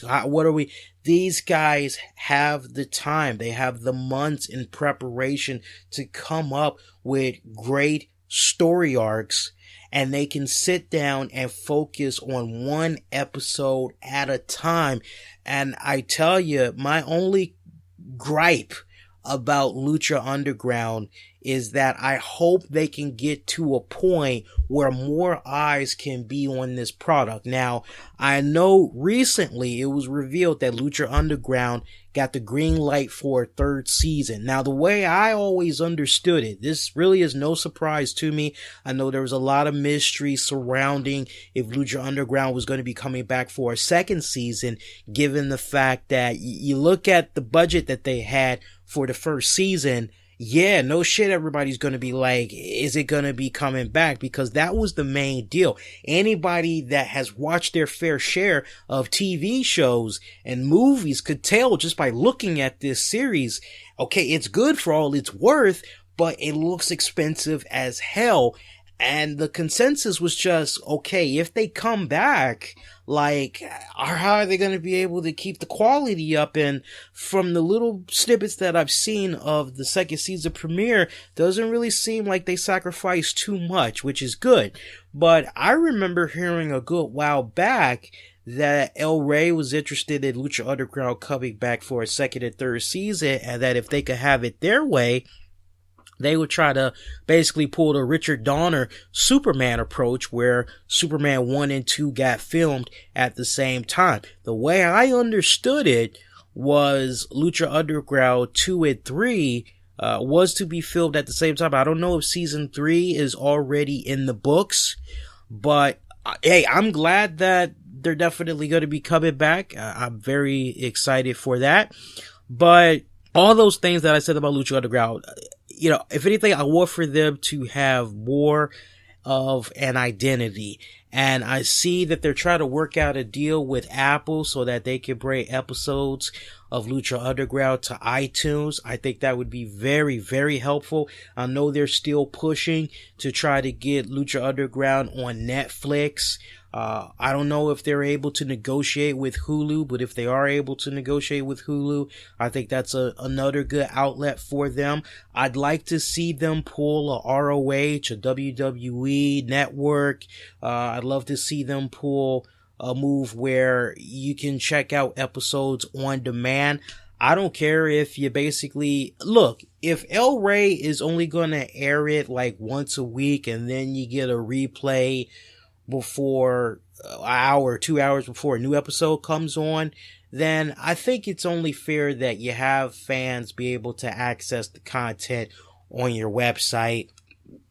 Do the whole thing with YouTube. If they, you know, if it's all about trying to make a buck, then I don't think it would really be that bad for them to maybe look into YouTube Red. Those of you that don't know what YouTube Red is, that's an entirely different topic for another time, but that's more of a premium, upgraded level of YouTube is what I can say. But Google is your best friend for that. But I'd like to definitely see them utilize all those platforms that's out there to try to have more episodes be available for folks to check out on various platforms. That way the fan base can grow even more, because once you're able to get that growth out there, you could continue to be in a situation where financially, you know, all that money you're putting out for that series, it's gonna start balancing itself out. You feel where I'm coming from? And then once you have it balanced out, then you can get to a position where you can start turning a profit, because right now they really aren't turning a profit, which brings me to another suggestion for Lucha Underground, which is I personally would love to see them do touring events from time to time. I would love it if they would just go out on the road, you know, once in a while and bring some of these Lucha Underground events to nearby cities. I think they would do phenomenally well. I really do. But they got the great formula that's right for them right now. I love the fact that they're finding these locations to film their episodes. You know, they're being stationary and all that. They're doing it right. My best advice to Lucha Underground, keep doing what you're doing. Take your time, learn from the previous mistakes that was made in ROH, ECW, TNA. TNA is definitely a prime example of like how not to do things, right? You know, trial and error, but Lucha Underground, they are off on a good note. I just want to continue to see nothing but goodness happen for these guys. Do they need to do pay-per-views? No, they don't need to do pay-per-views. I don't personally feel, but for them to do live events, I definitely think that would be pretty badass if they did that. I want to talk about WWE RAW from this past Monday night, which, by the way, as soon as this show is over, I will be posting it on the InfinityOneProductions.com website. Hey, guess what? We got a new writer that we want to welcome in. His name is Brian, not to be confused with best friend Brian from years and years back, but Brian is going to be helping us out on the website for the next little bit. Very happy to have him on board. He is exclusively going to be talking about WWE RAW. Now, his goal when he can is to have the RAW review be up on our website Monday nights. Worst case scenario, definitely Tuesday night before I go live on the air is when you'll be able to go on our website and check out the Raw recap, highlights, and all that. It's good stuff the way that he breaks it down. He pretty much does it the way I kind of do it, which is I give you the meat and potatoes. I tell you what worked, what didn't work, and yeah, me and him are definitely eye to eye with regards to how we saw things for this Monday's WWE Raw. As honestly, I'll go in with the strong points. I love the fact that we had Brock Lesnar, Dean Ambrose. That was a very interesting segment right there where Dean Ambrose basically introduced himself to Brock Lesnar saying, hey, look, I got a lot of respect for you and everything, but I'm telling you, if I got to get through you just to main event WrestleMania and get a shot at that WWE World Heavyweight title, I'm going to do it. I'm going to take it by any means necessary.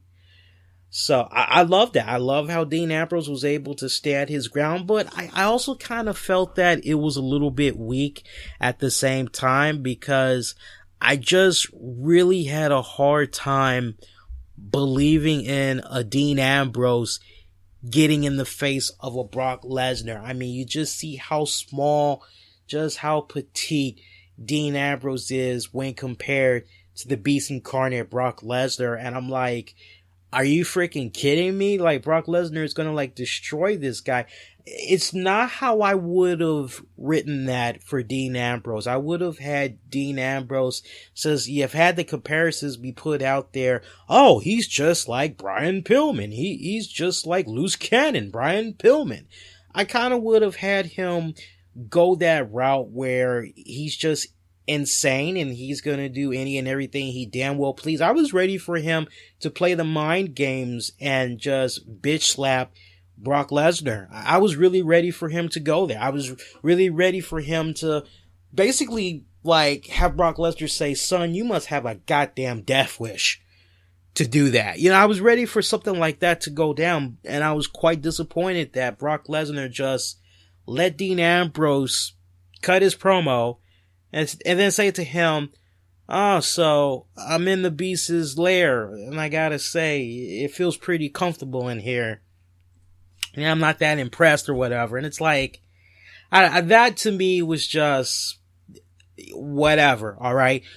Nice, good, strong ending as you had New Day. They did a numbers game on Roman Reigns. Meanwhile, Roman Reigns, as he was being taken out by New Day, because it was a tag team match. You had Roman Reigns, Dean Ambrose. They teamed up to take on two members of New Day.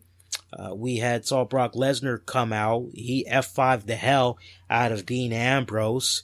So the way it ended, you're kind of like, wow. So like, is Brock Lesnar, is this a taste of things to come? And I don't know if maybe that was a result of Triple H kind of getting in Brock Lesnar's head a little bit, because we saw a backstage segment involving those two guys where Triple H had said to Brock Lesnar, hey, this couldn't possibly be the Brock Lesnar that I remember, because I remember a Brock Lesnar that took no crap from anybody. How you just gonna let Dean Ambrose get in your face like that, and then you didn't even do anything? Are you getting soft? And Brock Lesnar's like, no, I'll see you at WrestleMania. And Triple H is like, I'm looking forward to it. So, you know, I like that little exchange that was going on right there. Nice to see Triple H can make a one-time appearance. That was like his only appearance that he made, if I'm not mistaken.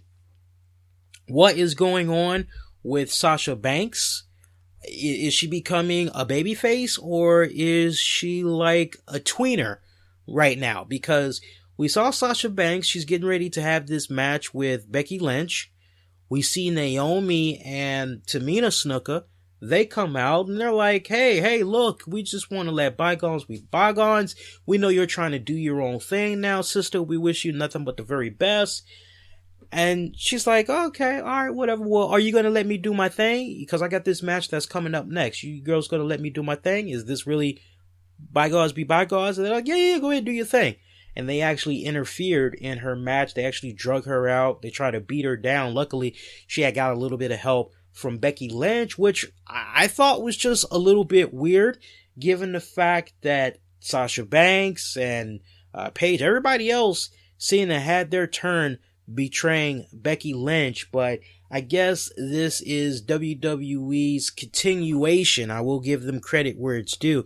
They're continuing to try to invest in a babyface Becky Lynch. So it does kind of explain why Becky would try to help out Sasha, but you can't help but be like, okay, so what's going on with Sasha? Is Sasha now a babyface? Are we seeing the seeds being planted for a babyface turn?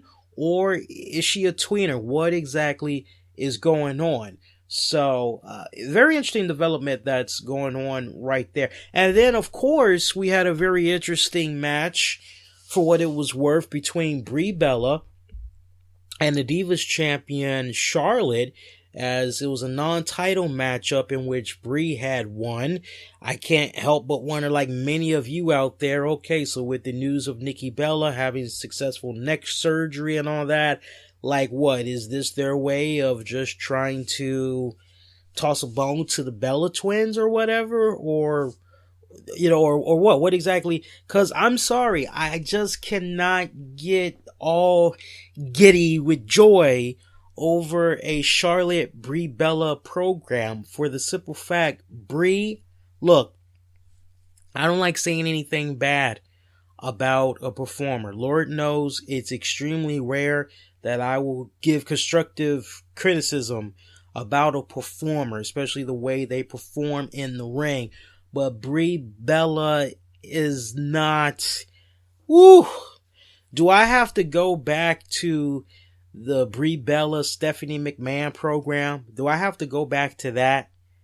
I hope I don't have to go back to that one, because that was just, oh my God, was that just I'm gonna try not to think about that one. But Brie is just the queen of botches. She is the queen of botches. If it's a 5-minute match, she could do just enough to get the job done. But the longer the match goes, the more she's exploited. And my main concern right now is, okay, match-wise, can Brie bring it? Because Brie's gonna have to make up for other areas that she lacks in. Promos, definitely, she sucks. She sucks really bad.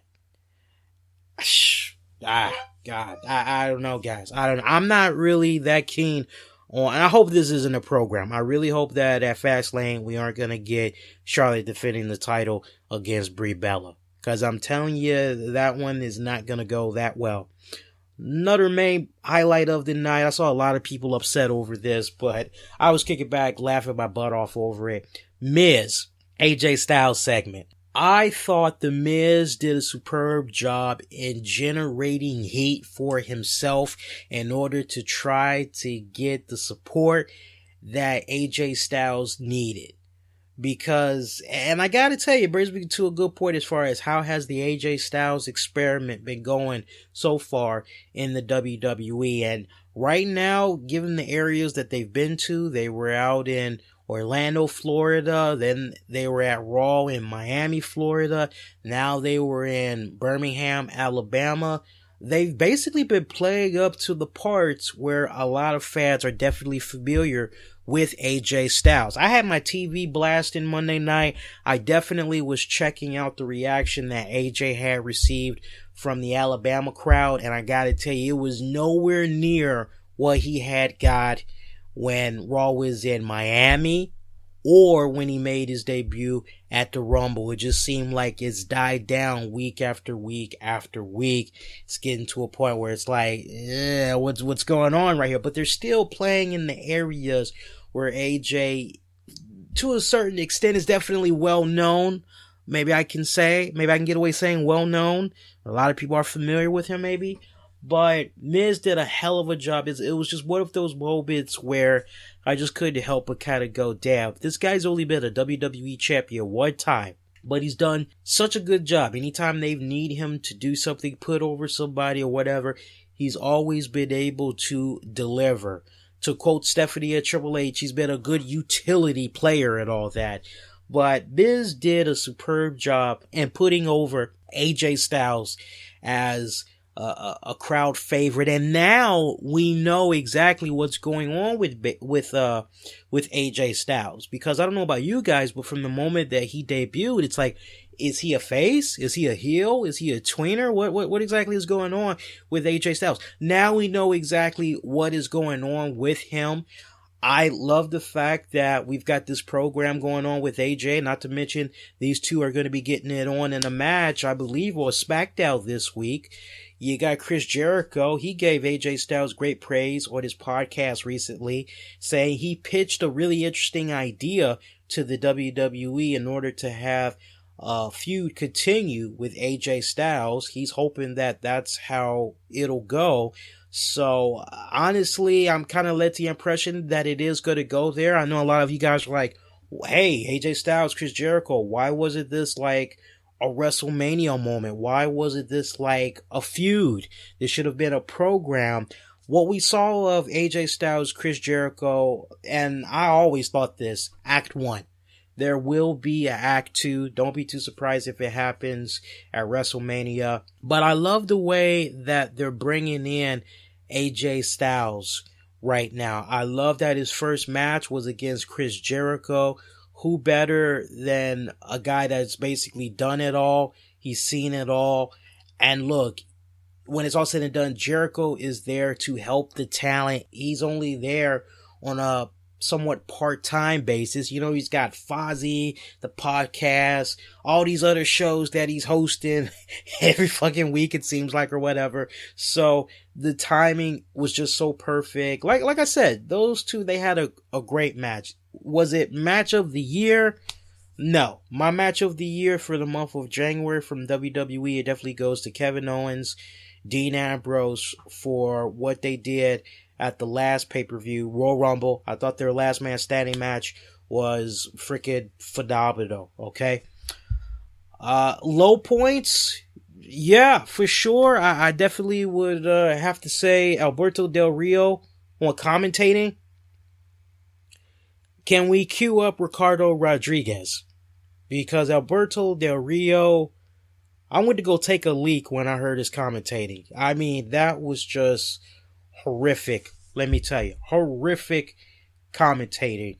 Other notable mentions, I love the great video package that WWE did for Mark Henry and what's the word? Commemorating Black History Month.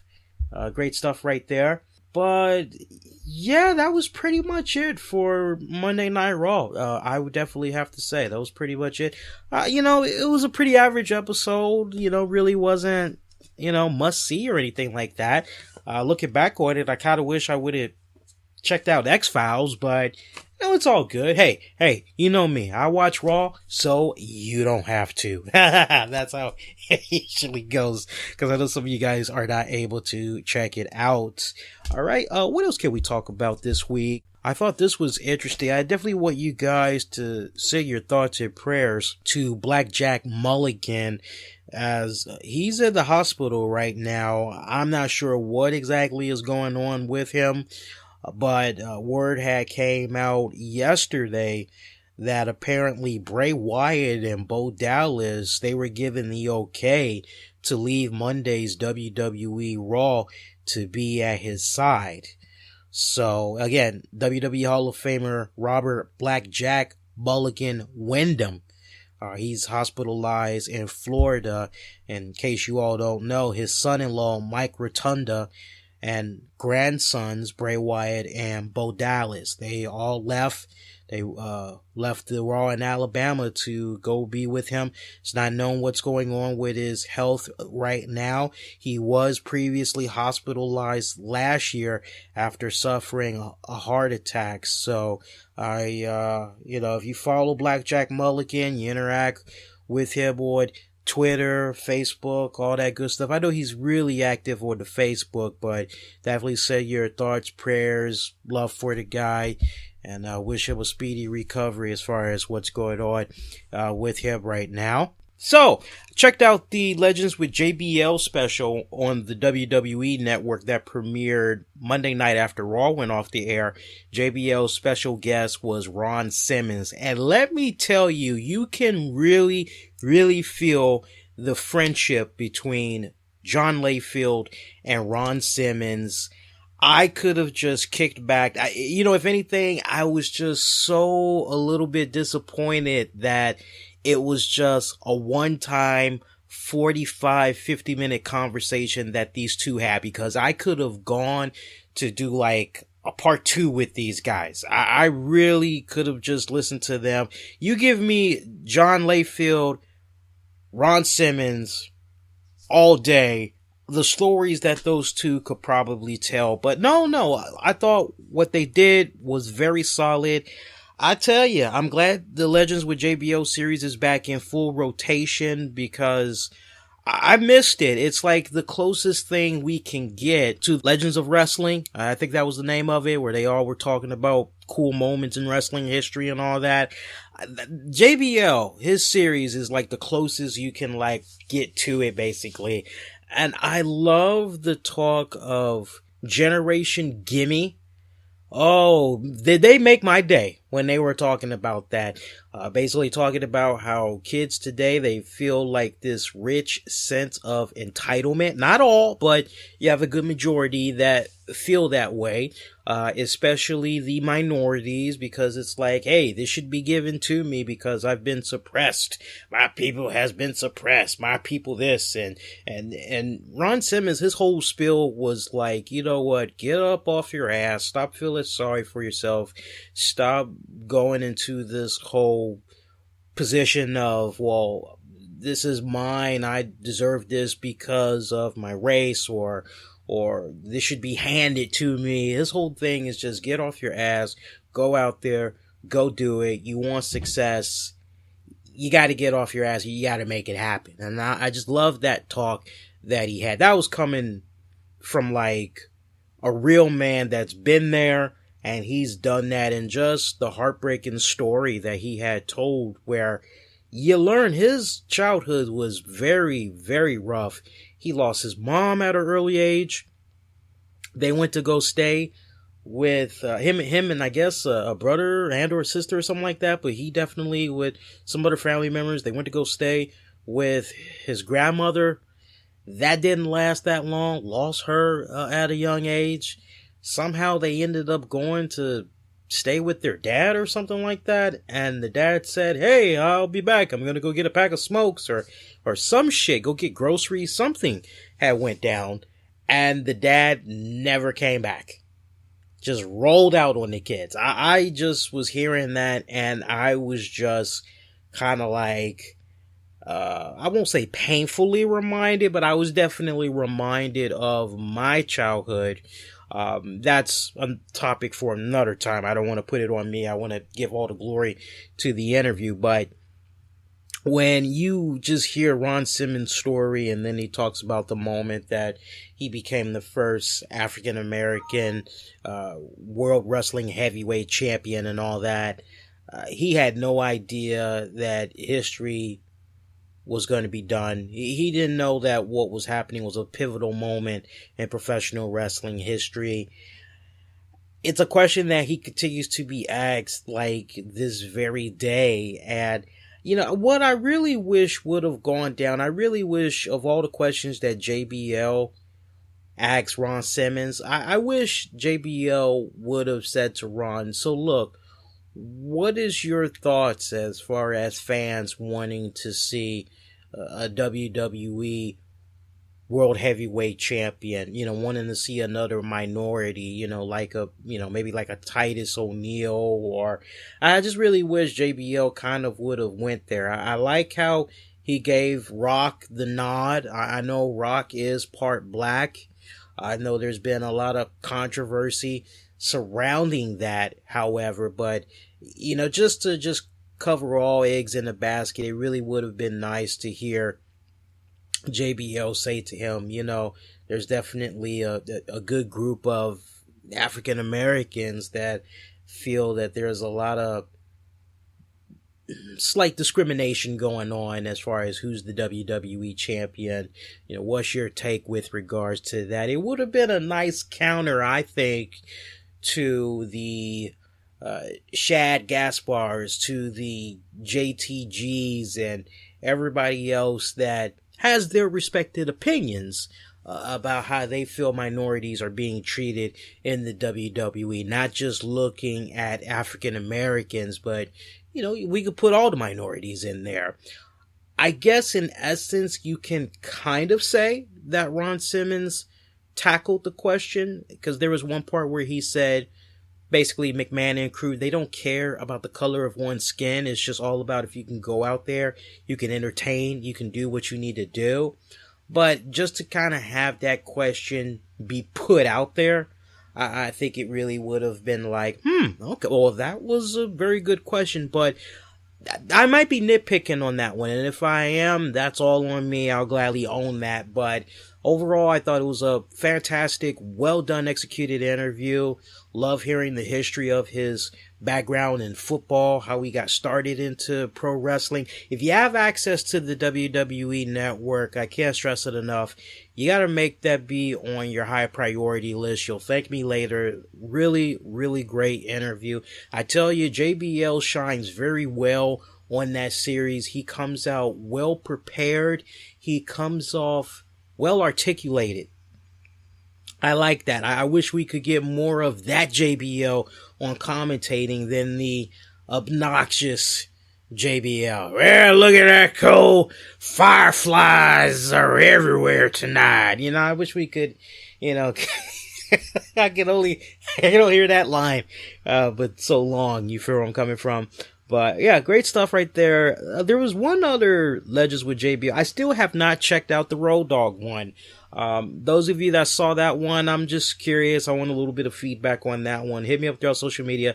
Let me know how much you had enjoyed, or maybe like you didn't enjoy that one, because I'm definitely curious about that one.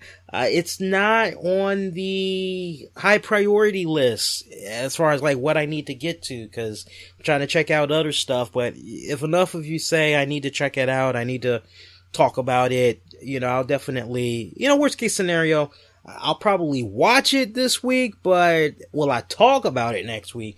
That's an entirely different story. It just really depends. I mean, I kind of heard a little bit of good things about it, but not enough to the point it was like, dude, you gotta watch this. It's the bomb. I want to give you guys a heads up right now. In case you have not upgraded to your free Windows 10, it was optional. Guess what? Microsoft is making it a automatic download as a recommended update. Yes, the software update was previously designated as optional, but now they're marking it as a recommended update, as Windows 10 will begin downloading on Windows 7, 8, and 8.1 computers set to update automatically. I know there's probably a lot of you guys that are hearing this and you are like, what the fuck? Because I know there's a decent amount of you that really was not feeling Windows 10. It started off kind of shaky when it was initially released. It had its respective share of criticism, decent feedback. Yes, Microsoft, they did make their improvements and all that, but there's plenty of people that are like, no, you know what? I don't need Windows 10. I'm fine with what I have. I don't need all this other stuff. I just like what I have. Especially when you have a desktop, laptop that it can only handle but so much. You don't really have the right graphics or whatever is necessary to make sure you have a smooth, easy transition for the upgrade. And even if you do have what is necessary to do the upgrade, you just might not want Windows 10, period. Just cause. I know for me, I have Windows 10. I think you all have probably seen pictures of my studio setup here. So I have Big Purple, as I call it. That's my good old faithful laptop, Big Purple, or Ziggy as I like to call her. I got her on Windows 10, and I mean, it's nice and everything, but then I come over to my studio microphone webcam setup on my Samsung laptop over here, and this one, want to download Windows 10? I'm like, no. Want to download Windows 10? I'm like, no. I don't care for it. And trust me, I'm not looking forward to the update myself. I just hope that all the bugs that was an issue that I heard about previous months, that it's been rectified and it'll be nice and smooth. But I'm telling you guys, be prepared. Be prepared. Do not get yourself caught up in a situation where you're doing something really important on your laptop and then you walk away, go make a sandwich, use the restroom, you come back and you're like, son of a bitch, what's going on? Be prepared. It's going to automatically download as a recommended update. You have been warned. Happy birthday to one of my favorite Star Trek Next Generation characters, Data, portrayed by Brett Spiner. He turned 62 today. Yes, he is 62 years of age, and he's looking pretty damn good. Is he really 62? It's hard to believe he's 62. He looks like he might be older, and he is older. He's 67. He looks damn good for 67. Probably one of the most underrated actors. I love him as Data. I especially love it when Data gets the human emotions and all that. Love that. I was teasing you guys with some X-Files news earlier. So yeah, man. So I don't know how many of y'all have been checking out the new X-Files series, or the return of the X-Files, I should say. It's a 6-part miniseries. It's been on a roll. Fox has been very, very pleased with it so far, to the point they would love to try to do more episodes of the series, but you have a little bit of friction. I won't say friction. Let's go with concerns, if you will. Actress Gillian Anderson, the lovely Gillian Anderson, she has said that she really doesn't see how they would be able to do more episodes of the X-Files, because she lives in London right now and she has kids, and she's at a point right now where she's enjoying her life and she likes spending the time with her family. She still loves to act and all that, but I think she's at a point right now where the less travel she has to do, the better. And when it comes to filming the X-Files, they do it in Seattle, all kinds of, mainly Seattle is what I remember of them filming. They do some stuff in DC and all that, but mainly Seattle, Washington is the bulk of their filming. So she's not really too keen on it. But I have a feeling that if the money was right and if the circumstances was just right, she may consider it. Because she's also cited concern about, hey, I'm not really interested in doing 20 episodes a season. You got David Duchovny, he's pretty much saying the same thing. So I think Fox needs to take a page out of what AMC is doing. Look at what they did with Better Call Saul. Better Call Saul, that did about 10 episodes, and then boom, that was pretty much it. And now you got the second season that's going to be coming up February. I'm looking forward to that. That's going to be freaking phenomenal. And the way that's looking right now, as far as the number of episodes for that one, I'm not really seeing anything right now. It's a little bit hush-hush. I would think maybe they would do the same amount of episodes, or maybe they would extend it to about 14. Who knows? But, they need to take a cue definitely from what they did with the 24 miniseries when that had came back. Live Another Day. I remember when that had popped up, guys, that was only just a handful of episodes. Honestly, I think the best winning formula right now is to have Better Call Saul. No, is to have X-Files come back for 12 episodes. That's 3 months worth of episodes that you could do. They basically have a whole year to enjoy their personal lives, all that great stuff. And then when it's time for them to hook back up, they do what they need to do. 12 episodes, and yeah, they're done. And for those of you that might be a little bit curious, the second season of Better Call Saul, that second season will have 13 episodes. So, you know, if you can keep doing that type of formula, I think it's worth it. So I think if they do that, and the contracts are very negotiable, I think it could be a win-win situation for everybody. I think the X-Files is needed more than ever.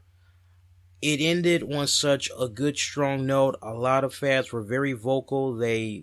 Definitely me. I was so heartbroken when the series ended. I didn't care for it when Gillian Anderson kind of like disappeared, and then they supposedly had killed off Mulder.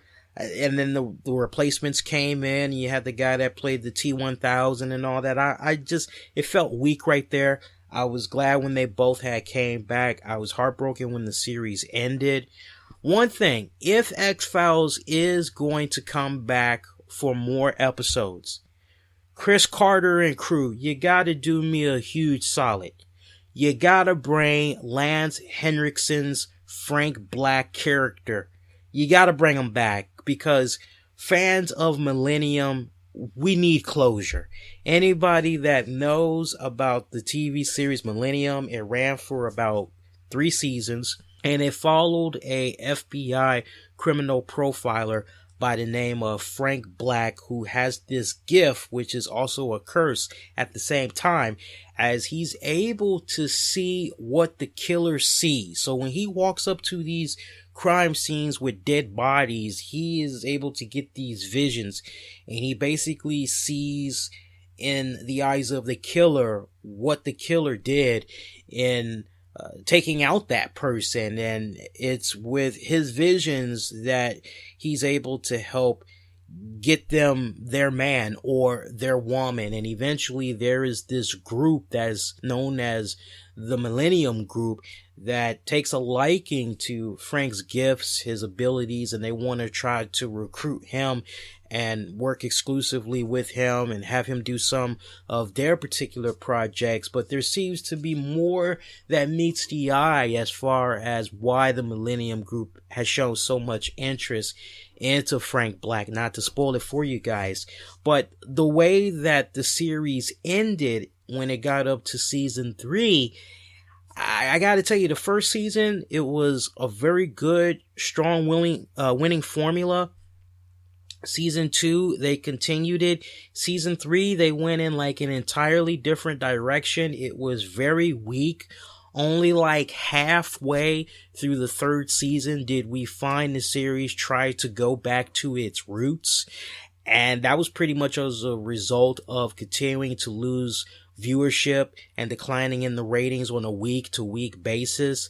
By the time they tried to like turn that ship around and get back to what was making them popular, the series unfortunately had ended. It got canceled. But to this day, fans, there's even an online campaign, Bring Frank Black Back. There was a book that was written, exclusive interviews with Chris Carter, Lance Henriksen, a lot of stuff that's going on. Now, I know some of you guys may also try to bring out some other shows that maybe Chris Carter did. I think there was one called Iron Fly or something like that. There was some one-off seasons that Chris Carter did, but I'm telling you, for Chris Carter fans, for the hardcore Chris Carter fans, Millennium, X-Files, those are the main 2 that everybody just goes bonkers for. So hopefully they could do something with the Frank Black character. Jason, I don't know what you're talking about as far as Agent Doggett. I don't know what you're talking about right there. You got to specify a little bit more who you're talking about. Did you guys hear about Uber? Uber is doing something that is kind of interesting right here. I'm not sure how many of you may be impacted by this eventually, but it looks like several hundred drivers pledged to turn off their phones for up to 3 days, while many protesting outside Uber's New York City headquarters on Monday. Uber cut fares by 15%. Yes, you heard me right. So this is going on in New York City right now, as Uber drivers in New York, they've decided to go on strike.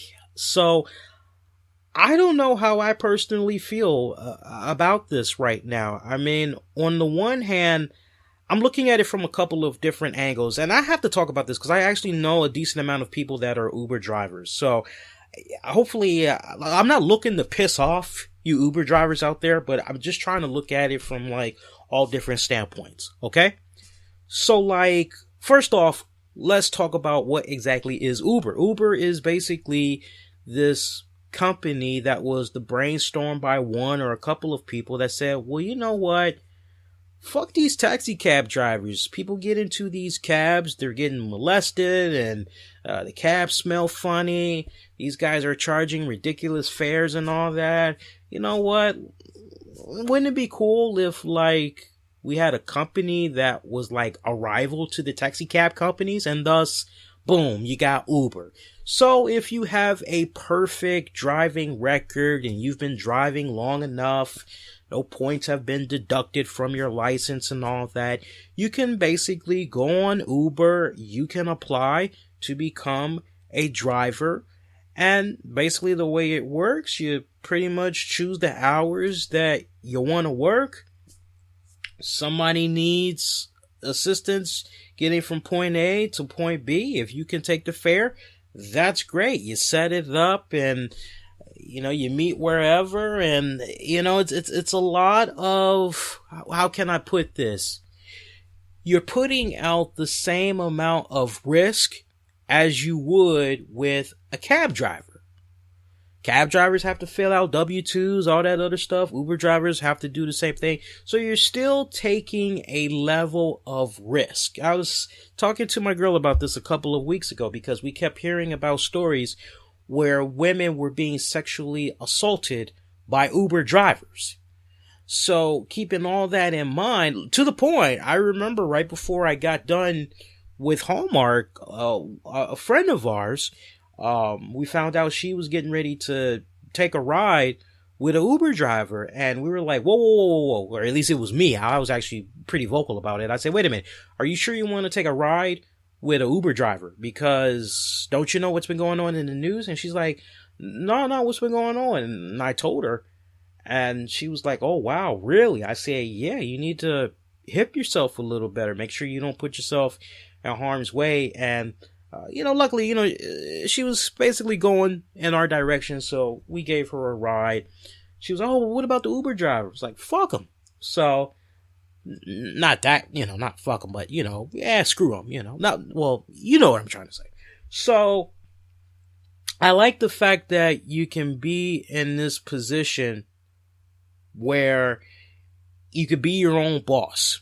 On the other hand, you have this 15% cut that they're doing in New York City, right? It's 15%. If it was 25%, I could understand that. I could totally understand that. But it's 15%. Somebody do some quick math. 15% out of $100. Tweet me that answer when you get a chance, or mention it in the Spreaker chat room. 15% of $100. All right? Here's the point that I'm making. Just take solitude in the fact that you have an opportunity to generate some type of fucking money. I know people that are in a position where they haven't had a job in years. I know people that graduated college, they got a bachelor's, they got a master's, and they can't find the right type of work that fits what they went to school for. And they're still on the sideline trying to find some type of work. The fact that Uber came at the time that it did is freaking awesome, because it is creating jobs. As long as you are still able to make ends meet, I don't personally think 15% is that bad. I mean, I don't know about you guys. I don't think 15%. You tell me I can come work for you. I can be my own boss. I can fucking work when I want to work. And when it's all said and done, I basically gotta cough up 15%. Is the kind of the way I'm understanding it. 15%. Fair cuts by 15%. So I'm not going to be taking as much as I had did initially. Well, I'm still bringing in some type of money. I mean, you Uber drivers out there, let me hear from you guys. Because I mean, I'm very, very curious. Do you guys have to pay some type of a fee for being an Uber driver, like the taxi cab drivers? The taxi cab drivers, they got to get their badge, the license, they got to have their vehicle be inspected and all this other, they got all this weird shit that's going on where if their vehicle is not on point, they can lose their job, their vehicle can be taken away from them. I am kind of led to the impression Uber drivers are not in that same position. As a matter of fact, Uber drivers are pushing their own personalized vehicles, are they not? They are. So, I don't know. All this bitching, it just seems like it would happen in New York City, though. I mean, prices out there are freaking ridiculous. Look, I told you guys, went out there for my birthday in New York City. Went to Applebee's for two people. Two people, mind you. Had 2 meals, shared a ice cream cookie dessert, had one tall glass of beer, and that bad boy was $100. $100. It's expensive out there, let me tell you. It's expensive. Hey, for you soap opera fans, I definitely want to give you guys a heads up. It looks like veteran actor Michael Easton is set to return to General Hospital. I know there are a lot of you lovely ladies out there that miss that man. It was kind of cool the way that they had brought about the news that he was going to be coming back. It showed Michael Easton shopping at a grocery store, and then you had General Hospital executive producer Frank Vanatari, and he runs into him and they start chatting, and Michael Easton, last thing he says to him is, well, I guess I'll see you in a couple of weeks. So it was kind of awesome how they had that set up. Meanwhile, Amazon, they are planning to open hundreds of bookstores. They're looking to do about 300 to 400 bookstores. They began opening a retail store out in Seattle last year that seems to be going very well for them. So it looks like there is going to be some competition going on with regards to Borders. Borders has been pretty scarce for a good minute now. This may be the death blow to Borders, or maybe it's going to be that wake up call. A Barnes and Noble?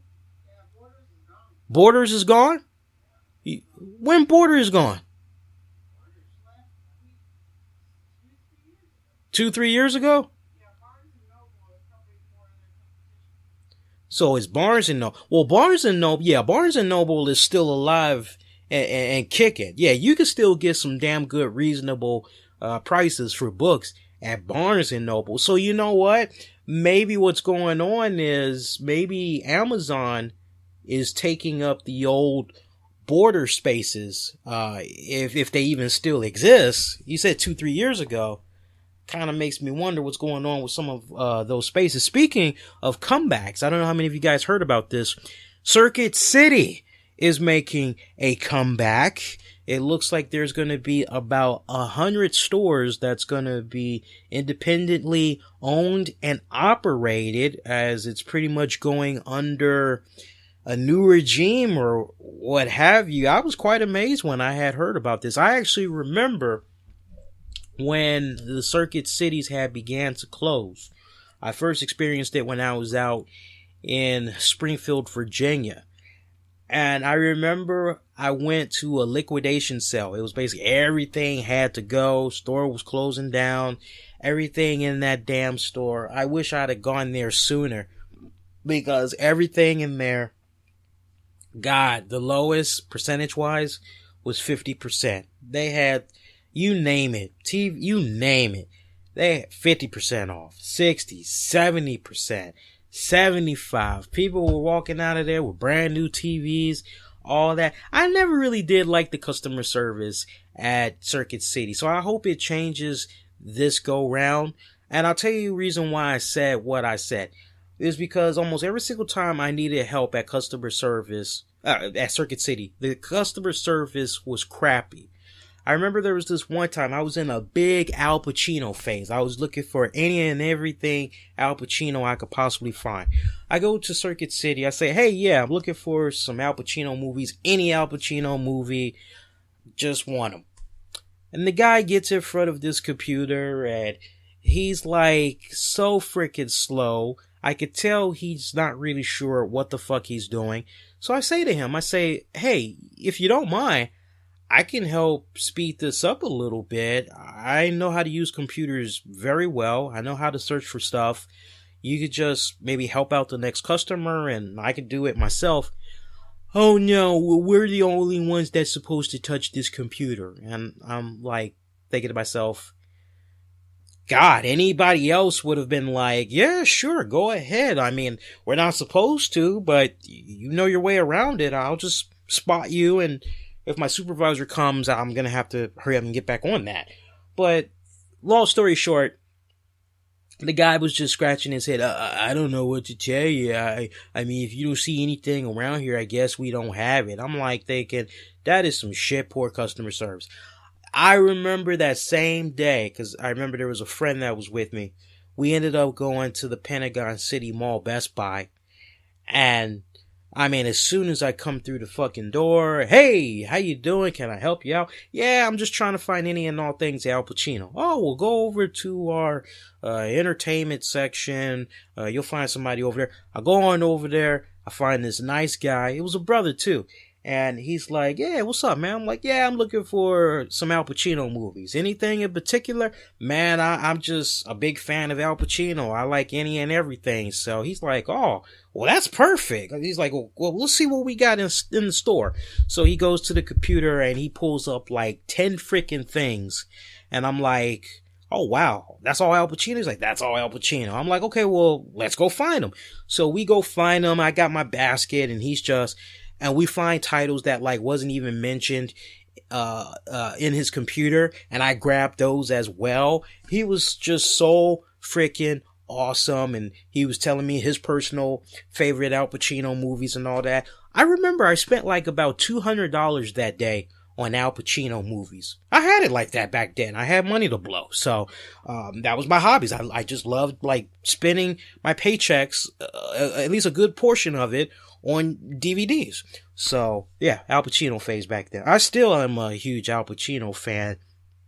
I'm casually rebuilding my library with regards to that.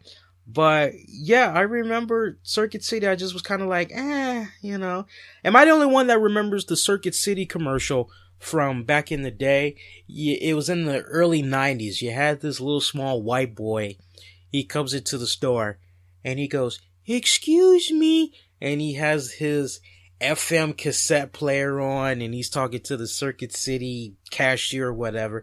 Basically, he bought from Circuit City the cassette Walkman player. So he goes, yesterday I bought this.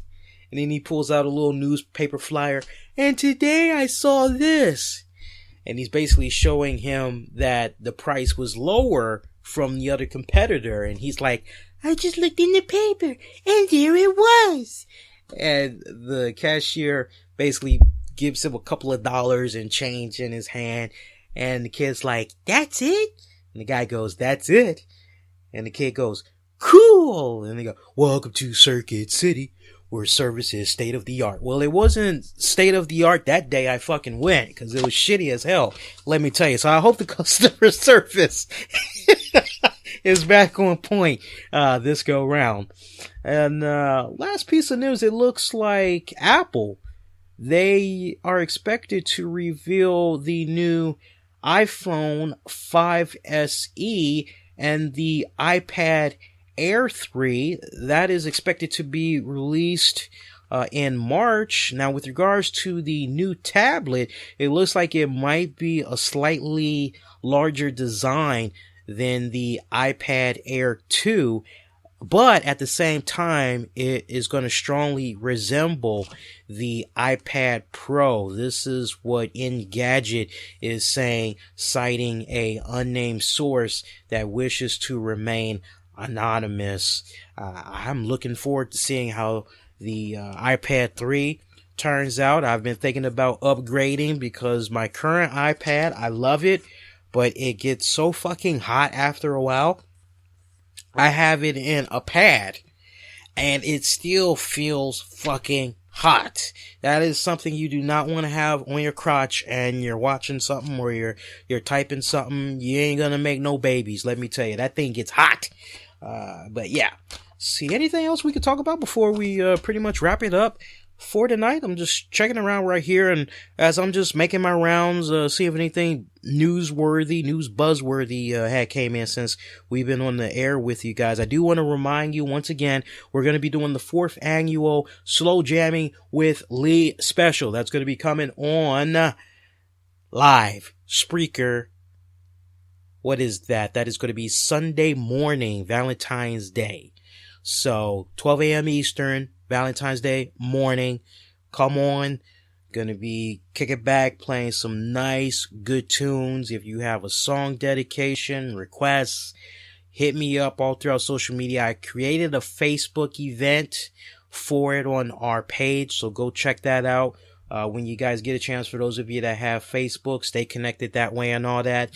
And, you know, even if it doesn't apply to you, I mean, if you know somebody that, you know, just appreciates good music, definitely at least like it, and, you know, your friends will be able to see it, share it. Definitely would encourage you to do that. Leave a comment, you know, so your other friends and family can see it, all that good stuff. Just so you guys know, Sonny's Porn, it was released today. This guy is not going to be paying money to see it. I'm going to wait, cause I know it's going to happen. Somebody is going to put it out there for free, and we're going to be able to scoop it on up that way and make fun of it and all that other good stuff. One thing that I thought was very interesting, which is Ronda Rousey's personal coach. He's been suspended and fired by California State's Athletic Commission. A very interesting twist right here. Head trainer Edmond Tarvadon has been suspended. He was suspended for 3 months and fined $5,000 for failing to disclose past criminal offenses, according to MMA Fighting. He was arrested in 2010 for felony identity theft and a misdemeanor for resisting arrest. All charges were reduced to misdemeanors, with him pleading no contest. So, meanwhile, as all this is going on, you can imagine Ronda Rousey's mother, who's been very vocal about this coach, saying Ronda needs to get rid of this bum as far as she's concerned. She's always never let it be a secret how she feels about the coach. And she basically said, I predicted it in advance, talking about Ronda's loss to Holly Holm. Ronda trained with an idiot. She trained with an idiot and a fraud. I would be shocked to find out that the guy has any record at all. As far as I know, I saw him fight once, and he fought somebody that had like a 620 record and won on a split decision. The guy is a fraud. Ronda has a lot of heart. She came into that gym with a very strong background of training at the Olympic level, and it carried her a long way. Mom wants desperately for Ronda to get away, switch camps.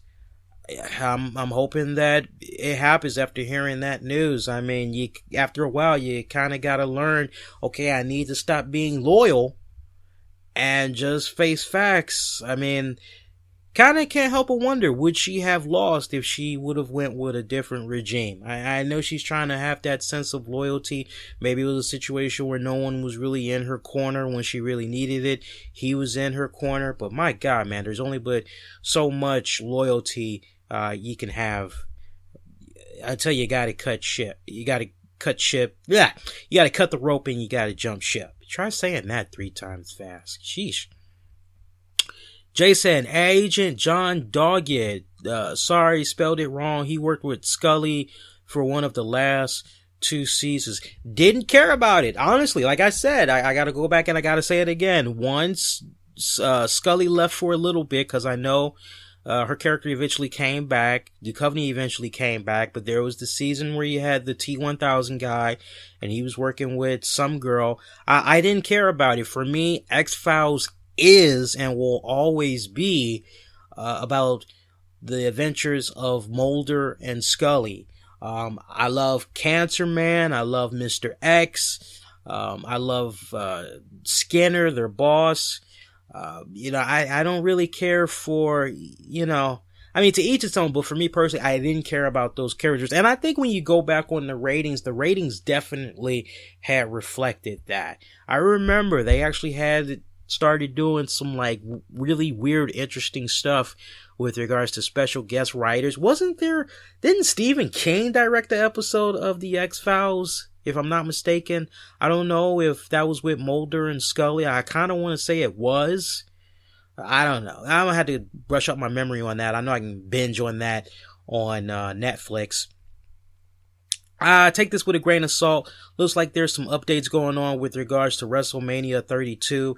You got some rumors going on that Brock Lesnar could possibly be facing Braun Strowman, but now they're saying that match, it might be off because Vince McMahon, he reportedly wanted that match to happen, but now it's looking as though Lesnar is going to be facing Bray Wyatt at WrestleMania. And the way it's looking right now, Strowman may be facing Undertaker at WrestleMania 32. Now, remember, originally, supposedly now, take this with a grain of salt, Undertaker was supposed to be locking it up with John Cena. Obviously, with Cena being injured, that made the plans change. Honestly, I don't know about you guys. I'm not really sure how keen I would be on a Undertaker versus Strowman match. The only way I could get behind a Strowman Undertaker match is if Strowman is the one to go over. That makes no flying sense to me, to have Undertaker, who shows up once a year. Oh Lord, but it's Texas, isn't it?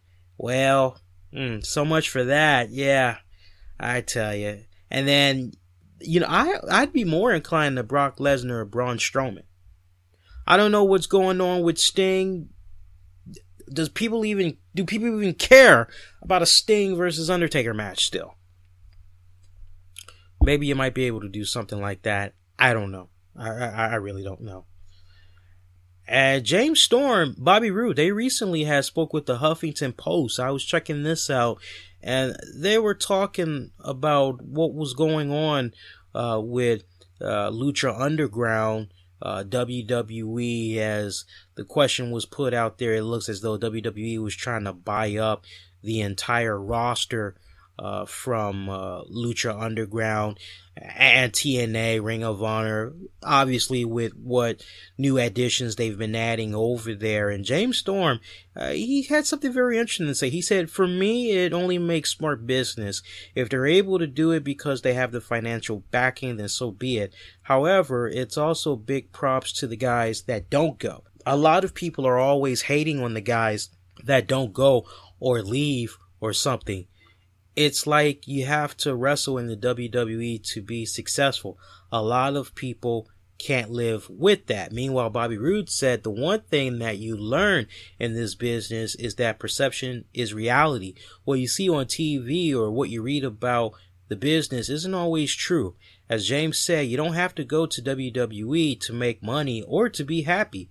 I've been in TNA for nearly 15 years. I'm very happy. Financially, I'm doing well, and it's been very successful. Successful to what extent is my question. That's how I would have came right back at there.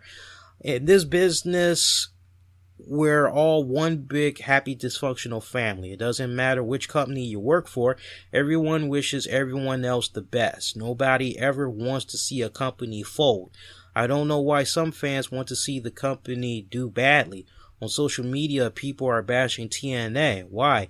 If you don't like it, don't watch it. When I was a kid, I would have wanted wrestling on every single night. It doesn't matter what it was. Meanwhile, James Storm has said if the company does go out of business, WWE might not pick up your favorite wrestler you were watching on the other company.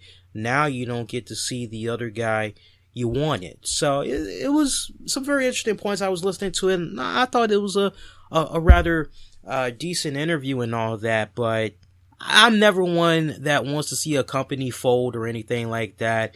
I just want for there to be better business, better decisions made. I look at these TNA live events and it's pulling miserable attendance numbers and all that. I'm just not feeling that. I'm not feeling that, you know, and it's like, switch up. You've been at this for 10 years now. How many more years do you have to keep doing trial by error just before you finally start getting it right, you know?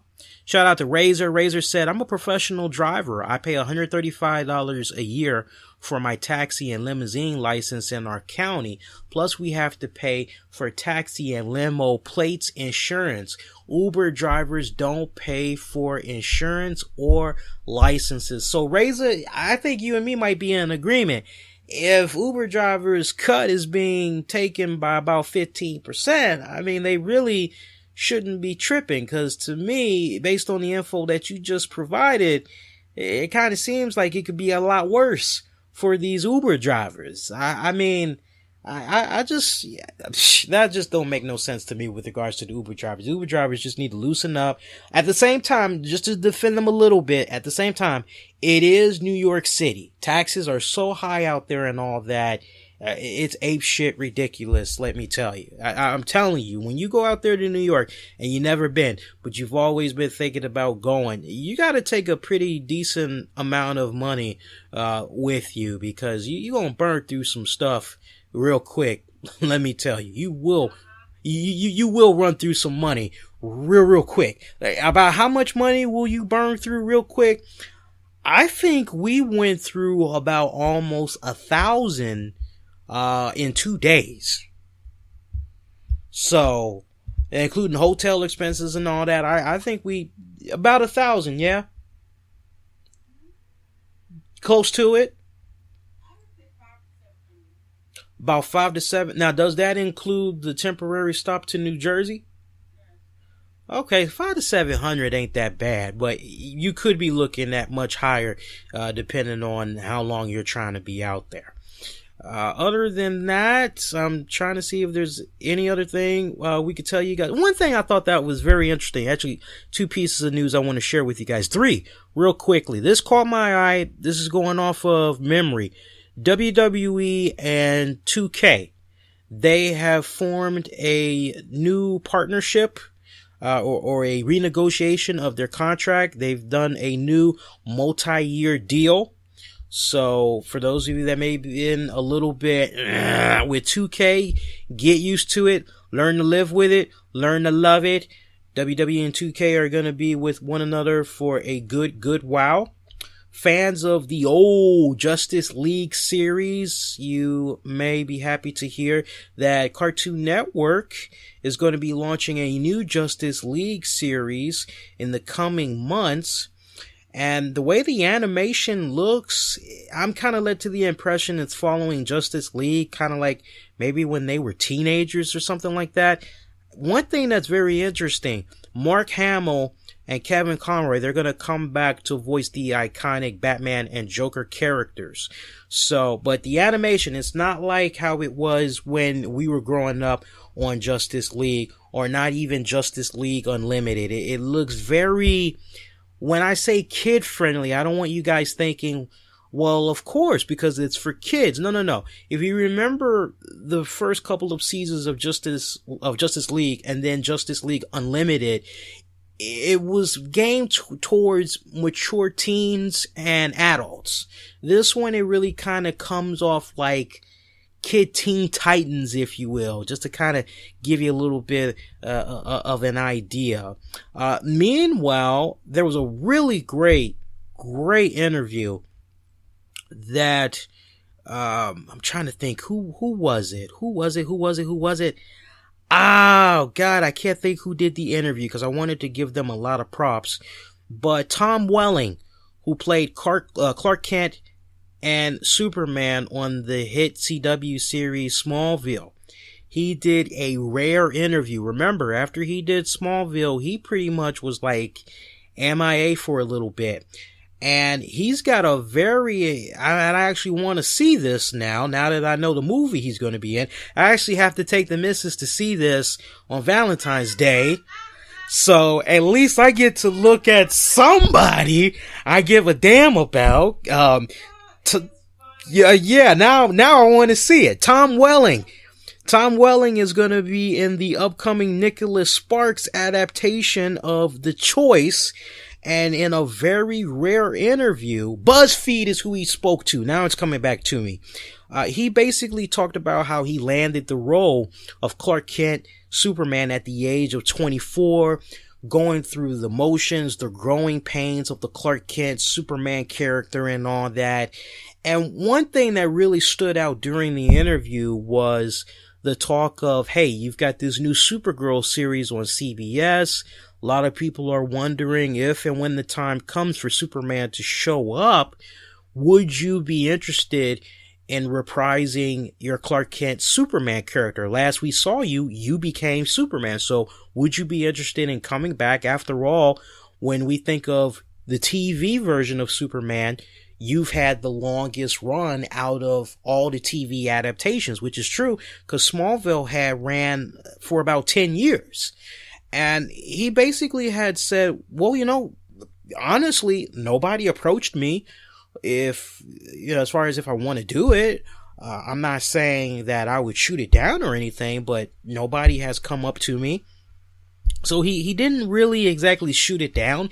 He said, obviously people, they would probably be into that. They would probably like that, but then there's people who probably wouldn't like it. And when you just see how well he's aged, I mean, he almost kind of looks like he could be a younger brother to Henry Cavill, who's the Superman in the movies right now. But he's aged very, very well. But interesting that's brought up because originally it kind of seemed as though Laura Vandervoort, who portrayed Supergirl on the Smallville series, she had strongly suggested that she would maybe be doing the Supergirl series, but then it was later clarified that that wasn't exactly the case, as she basically said, look, for this new Supergirl series, I'd love to make an appearance on there, be a character. So you're kind of wondering okay, well, she's out obviously as Supergirl. Do you maybe bring her in as a villain or whatever? And eventually she did come in portraying the character Indigo. No, I said it right, Indigo. So you can't help but wonder what's going to happen with Tom Welling. Do you bring him back in as Superman, or do you go in a different direction? Honestly, I think what's probably going to end up happening, I think Tom Welling, this is a bold prediction I'm making, I think he will come back as Superman for the CBS Supergirl series, for the simple fact there is a pilot that he is trying to pitch to CBS. It's an hour-long drama. It's called Section 13. You got to keep this series in mind, because if they greenlight this series, pilot goes well and everything with the focus groups and all that, and it gets a test run, that could be the opening that's needed for Tom Welling to eventually come back and do that. So just keep that in mind right there. But yes, I will be seeing that Nicholas Sparks movie. I will be definitely eagerly anticipating when Tom Welling pops up on the screen. I still have a man crush for Tom Welling. I don't mind admitting that. That's a good ass looking white boy. I will give him his props. You know, all the ladies are like, oh, you know, me, I'm just like, damn, that dude looks good. You know, that's all I got to say with regards to that. All right. So other than that, your next edition of the RCWR show with Lee Sanders is going to be coming up on Tuesday night, February 9th at 10 p.m. Eastern, live right here on Spreaker.com. Speaking of Spreaker, I want to take this time out to thank the many of you out there for continuing to show your support and subscribing to the RCWR show. I can't stress it enough. If you love what I do for you guys every single week, do me a huge solid. If you've never done it before, especially, leave me those ratings, those reviews on great platforms such as Stitcher, iTunes. Now look, I know everybody doesn't have iTunes. Stitcher is so freaking easy. All you got to do is pull it up on your desktop or your laptop. You see a section that'll say write a review. You can write your review. You have to make sure you put in an actual email address, because Stitcher is going to come back at you in about a handful of hours or the next day and be like, hey, we just want to confirm that you actually did write this review. Can you click this link? That way it's verified. Once you click on the link, that's it. They're not going to send you any soliciting mail, anything like that. They just want to make sure that you're not a bot. It's very easy to do. Only takes a couple of seconds. And, you know, the best part, you're helping spread the good word, because when you do that, it creates a big domino effect, helps other people ultimately discover the podcast with more ease. Okay? If you are accessing Stitcher on your respective phone device, make sure you're selecting the option to request the desktop version. That way you'll see the write a review section and all that. Leave those ratings and reviews though. Stitcher, iTunes, and of course you could check out the RCWR show on great platforms such as iTunes, Stitcher, Spreaker, TuneIn Radio, my favorite platform, iHeartRadio. I love being able to say the RCWR show is on iHeartRadio. Pretty soon I'm going to start uploading episodes to Mixlr as well. Try to see if we can branch out a little bit more for our Mixlr audience and all that. And don't forget to check out our store, RCW, for merchandise gear and all that. Haven't really plugged it in a while, but we got some nice design shirts that's on there. I'm going to be working with my artists and see if we can do some new stuff for you guys pretty soon, especially since we got the 5th anniversary of the RCWR show that's going to be happening later this year. Definitely time to try to get the gears in motion for those 5th anniversary shirts. But meantime, go to cafepress.com.au/RCWR show. Of course, I'm on Vine as well at the RCWR show. Follow me on Twitter, Facebook, all the links you need, man. It's in the episode description. So scroll, check it out, all that good stuff. All right.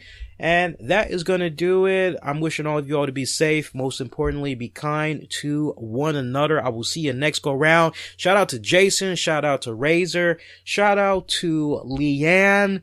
Shout out to her. She said, what's that lady's name? I'll go talk to her. I appreciate that. Thank you, Leanne. Leanne, don't forget to go like the Facebook event for Slow Jamming with Lee. If you and everybody else, you have a request, any particular song you want me to play, like I said, even if you can't check it out live, it'll be available on demand. So if you have any requests, dedications, hit me up all throughout social media. Let me know. I'm trying to make this be the biggest slow jamming Lee special event, as opposed to the previous ones. All right, guys. Good night. Good morning.